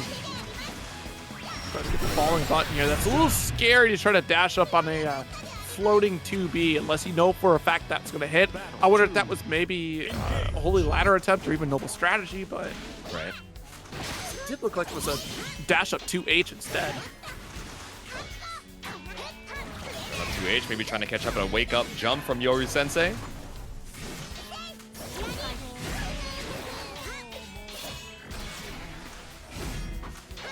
Nice. Trying to get the maximum range here to get that heavy from a safe distance because of the slower startup. 2H, there's no escape. Even caught you on the back. Ooh. Okay, caught out of the plus frames here with the parry. Like to catch from Xerom. Excellent. The low, we're getting all the strategies here. The shimmy to call out the Mirage. Xerom gonna take this round. Extended with a super Charlotta ball. Xerom 1 round away from moving on to losers finals. Sensei, how are we gonna hold on? A couple good interactions here and there, but structuring the game plan against Xerom, who's so tricky with a lot of these noble strategy resets, making it so difficult to hold on to that advantage.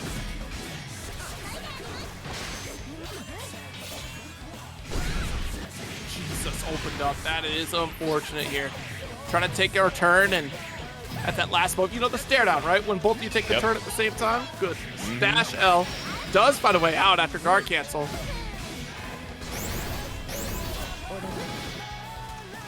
Okay. Jump back, JH. Tracking Volt, but cleared immediately with the U-ball. Ooh. A long delay off of the JU. Xerom switching to that down block, but work out for you. No way.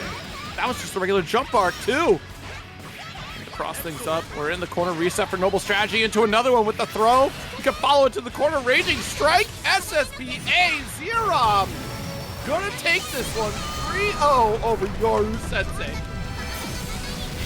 Cheeky off the reset. We whipped the Noble Strategy, maybe trying to bait out a throw attempt coming out from Yoru, but still just held on strong. Tried to defend it all out, but again, Keep up with Beelzebub a bit, and I wonder if it's the teleport that makes you go, all right, I'm going for Belial because I don't have to worry about my hex setups going to waste. But in this matchup, it's a minefield for Charlotta to try to make this approach. yeah, tried to go for a Noble Strategy, maybe over the traps, but instead, 8 of RH for your trouble.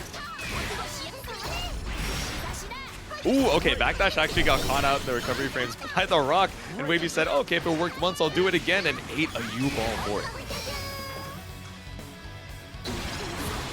Close range, allow the charge. Wait a minute. Okay, we still got a trap behind you. We're on a different part of the screen, though, so it's not going to work out. Okay, that was scary. Nice. No BP on either side. Oh, Suits yeah. to grip. This doesn't finish the job here. Maybe if we had enough for a Raging Strike, might have been able to kill there, but no BP in the tank for it. But still, we got the throw from Xerom for round number 1. Battle 2.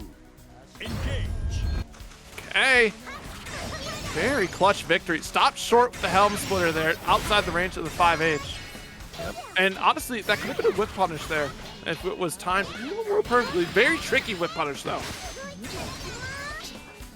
Looking for those recovery frames. Back out, plus brings off the Noble Strategy. We ended up spot dodging the BC.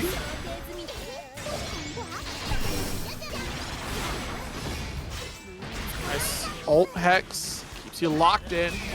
Not even in terms of health. It's the resource game that's going to be scary. You do have a stone available. Blocks the guard cancel and still able to jump out. That will do. That's a game for Xerom. Hey.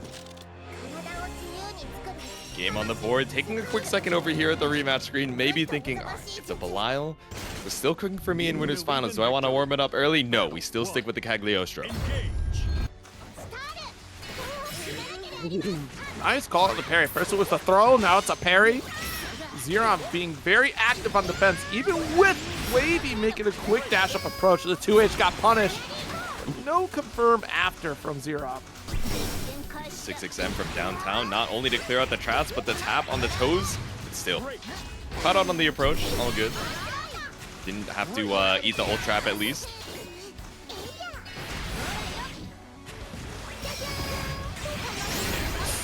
Our launcher side swap to make sure we get in this other hex with super to pile on the damage. I can't believe it, that output. And again, off of the change for Mia, right? The EX hexes. That second hex gonna do just the same amount of damage as the first one. It's that same combo. There you go, far L. Little pickup off of the trap there. Not too much, but really what we got was that screen space, right? Just going for the super jump, air stall with the rock. Locked it. What a holy ladder. Oh, very deep. Just stands right in front of Wavy and waits for the last possible moment to jump out with throw punish. Xerom. Strong showing so far. The 2L. You push Xerom out of the range of your 2Ls, and we get a whip punish opportunity. Xerom does tie up in rounds. Yeah, that's a heartbreaker, right? Tried to catch you after the overhead chop, but maybe not the way to do it. One round apiece.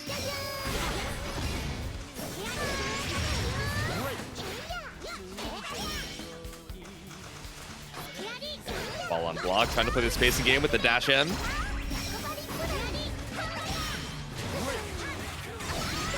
Oh, unfortunate. That, you fell right into it. Yep. Okay, BC to try and keep the corner here. Waits out the parry and runs up with the throw. Combo off of the trap too.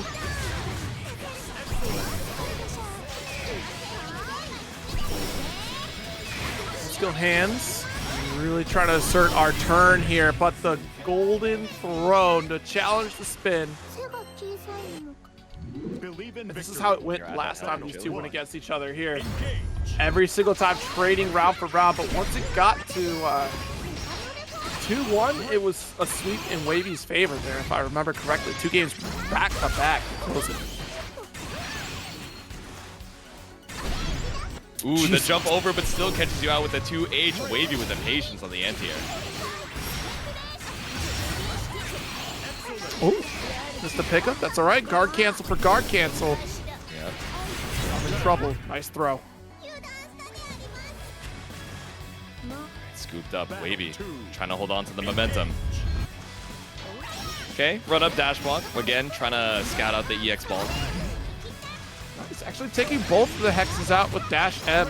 You'll remember for the last game, Xerom was very quick to take out low hexes with just a run up 2L. Jump install, and that 2H is still active. Ooh. U-Ball getting us so much space, but U-Throne trying to escape. Oh, caught out with a noble strategy.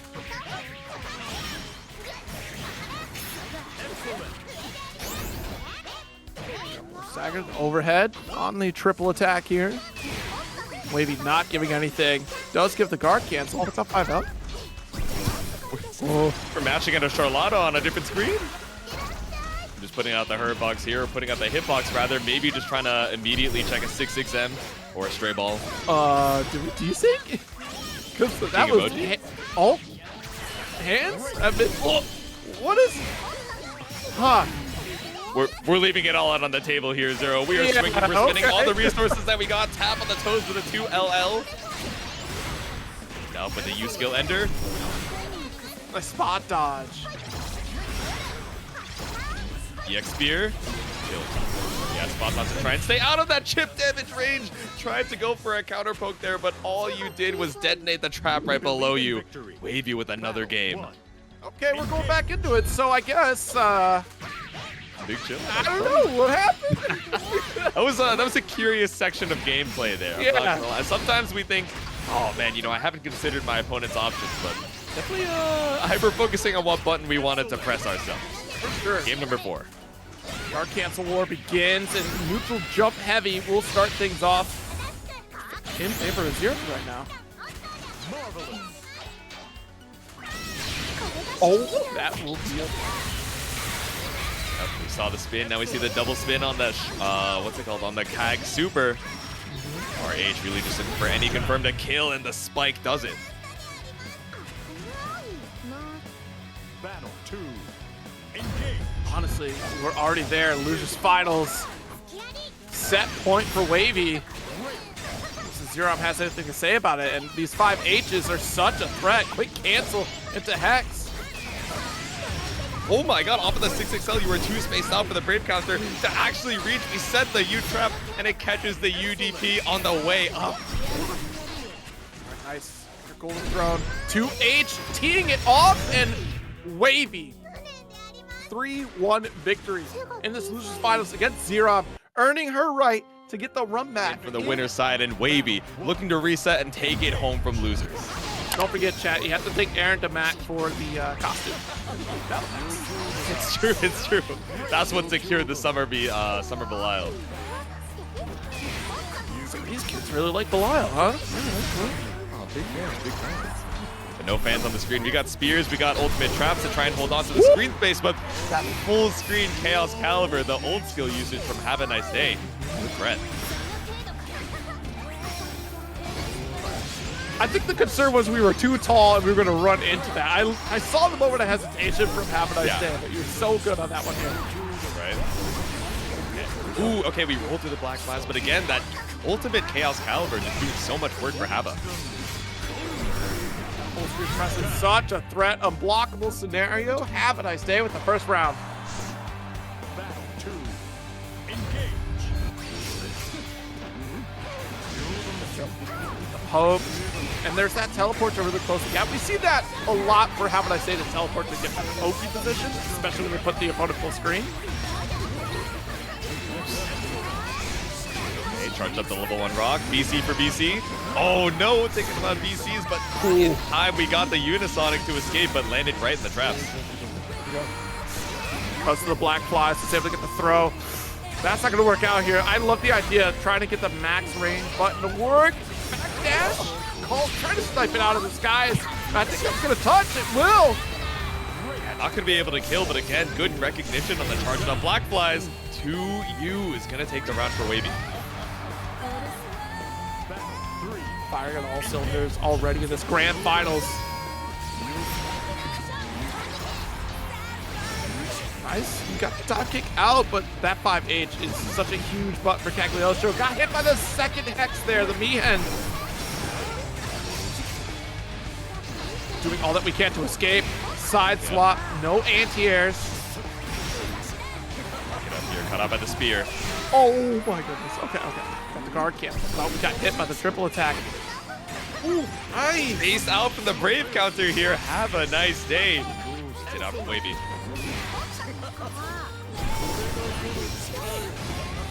Special comes through and got caught ducking. Gonna get put right into the Mihen.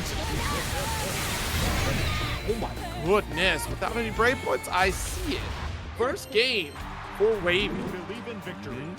Battle 1. Super just straight up gonna kill here and put the first game on the board for Wavy, but we gotta remember, right? Wavy has to reset the bracket, so win a first to 3 and then do it again to try and take number 1 here. Havaniceday really has a lot of extra room to work with. Absolutely. Got the EX bubble up, but I mean, Wavy, she's being so relentless in this offensive play. And Havaniceday is just not finding the mark and trying to counter against it because we see so many teleports where it looks like Havaniceday is trying to snipe out an anti-air opportunity and just missing it. This dive kick was critical.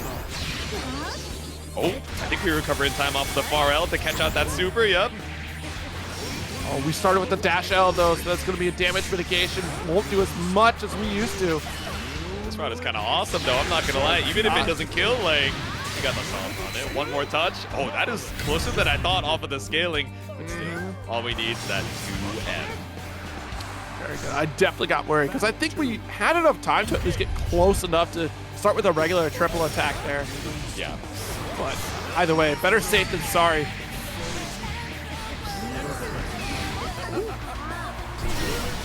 Interesting gamble. Alt DP.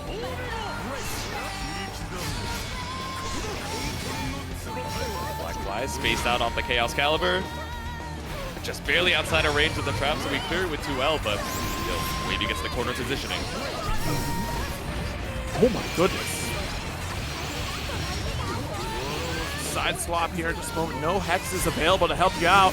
Jumps out of the Raging Strike. No break points for Wavy. She's certainly in trouble, but the 2U, wait a minute, the Callisto? Okay. Ooh. 2U Super, my beloved. Was it on Wake Up 2 or no? It was just no, it wasn't on Wake Up. So okay, you know what, I give it too much credit. Not the Callisto Jr., that's close enough. Callisto Light. Yeah. Diet Callisto. Caught up with a close H here. Nier coming out from Wavy. Really not able to get too much mid-screen, but hey, we brought you to the corner. That's all we need. Trying to spot dodge there too. Actually, no, those are throws. Wait a minute. Right? I thought those were spot dodges to avoid guard cancel, but Wavy just out of range for throw. All right, send the ultimate trap. Caught you on the dash up. Able to block in time. Hava was fully committed to those 6-6. Oh god. Yeah, you're up this guy is not able to spot dodge the gravity well. Nice challenge. Yeah, because you go to the same spot every time. Close enough to the wall. Alt DP will not finish the job. You're alive.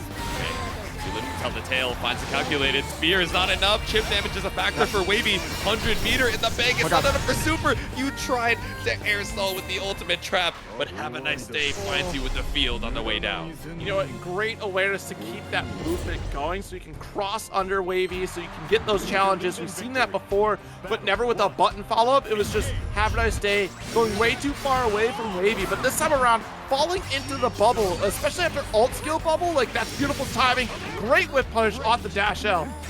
Let's see, we sent him with the far H, charge the rock.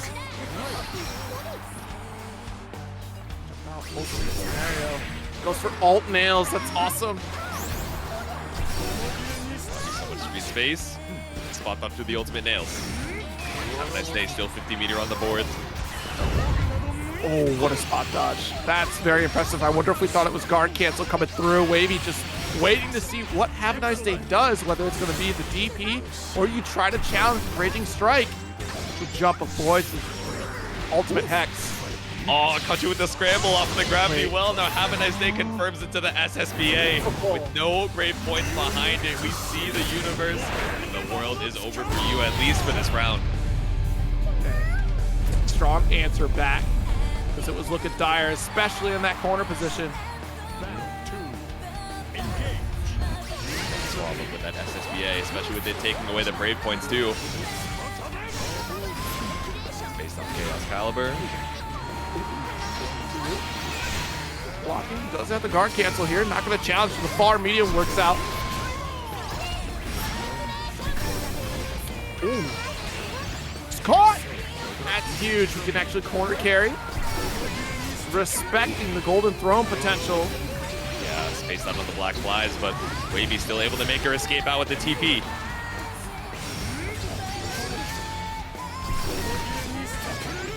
Oh my goodness. Nope, not quite what we were looking for. That's unfortunate. Send it with the U-trap, at least try and threaten that space. I like the idea from Hava to jump over it, but misjudged the trajectory, landed in the U-trap. No, the combo limit kicked in. Yeah, wait a minute. Does go for ult. Nice little spot dodge. Oh my goodness. Here. You have to be so careful. Oh my god. An EX dive kick to snipe out once again the Golden Throne. And that was preemptive. That wasn't a challenge or like a punish. That was just preemptive. I need extra airtime. I'm in trouble. And we sniped it. Now, is Unisonic, just sending it, a crazy move from Beelzebub in general? No, right? But knowing that we're in chip damage range, we're looking for that UDP to make sure that we're not dying and baiting it out with the air stall potential of it as well. So smart, but Wavy undeterred here as we pulled the purples on the comeback ground. Laughing. Wavy's dying and you're laughing. I pull up with a backdash. Trying to space yourself out with the Chaos Caliber. Oh, not able to block or challenge this one here. The jump heavy finds the mark. Havaniceday in a bad spot once again with one touch away from death. But as we've seen before, if Havaniceday can escape, it's the exact same thing for Wavy. Damn. locked down in the corner here, even trying to make use of the Unisonic, which, you know, even in the sets that we've seen in this top 8, players have been struggling to try and keep locked down. Wavy just maintaining the spacing to make sure that we can keep that pressure on. Yeah, very important, the spacing, right? Because you were outside the range of EXDP, so that wasn't an option for Havaniceday here. Locked in with nails. There's a 5H, jump back. No spear there, but spear.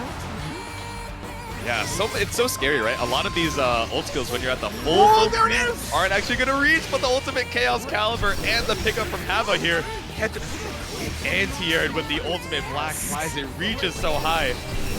Oh, the dive kick once again here. Ult addition this time will finish the route. And it only took 3 games, JT. 3 whole games before Havaniceday sniped out the teleports from Wavy to get a 2H punish and corner carry right after. Tournament point for Havaniceday. So smart, the dive kick. We've seen it used to bait out the DP, but now even when we have the jump back, we're still able to punish on time with it as well with the ultimate version. Havaniceday, tournament point, clearing out the traps as we go. Oh, wow. EX nails will actually shut down Rock and also attack Cagliostro here.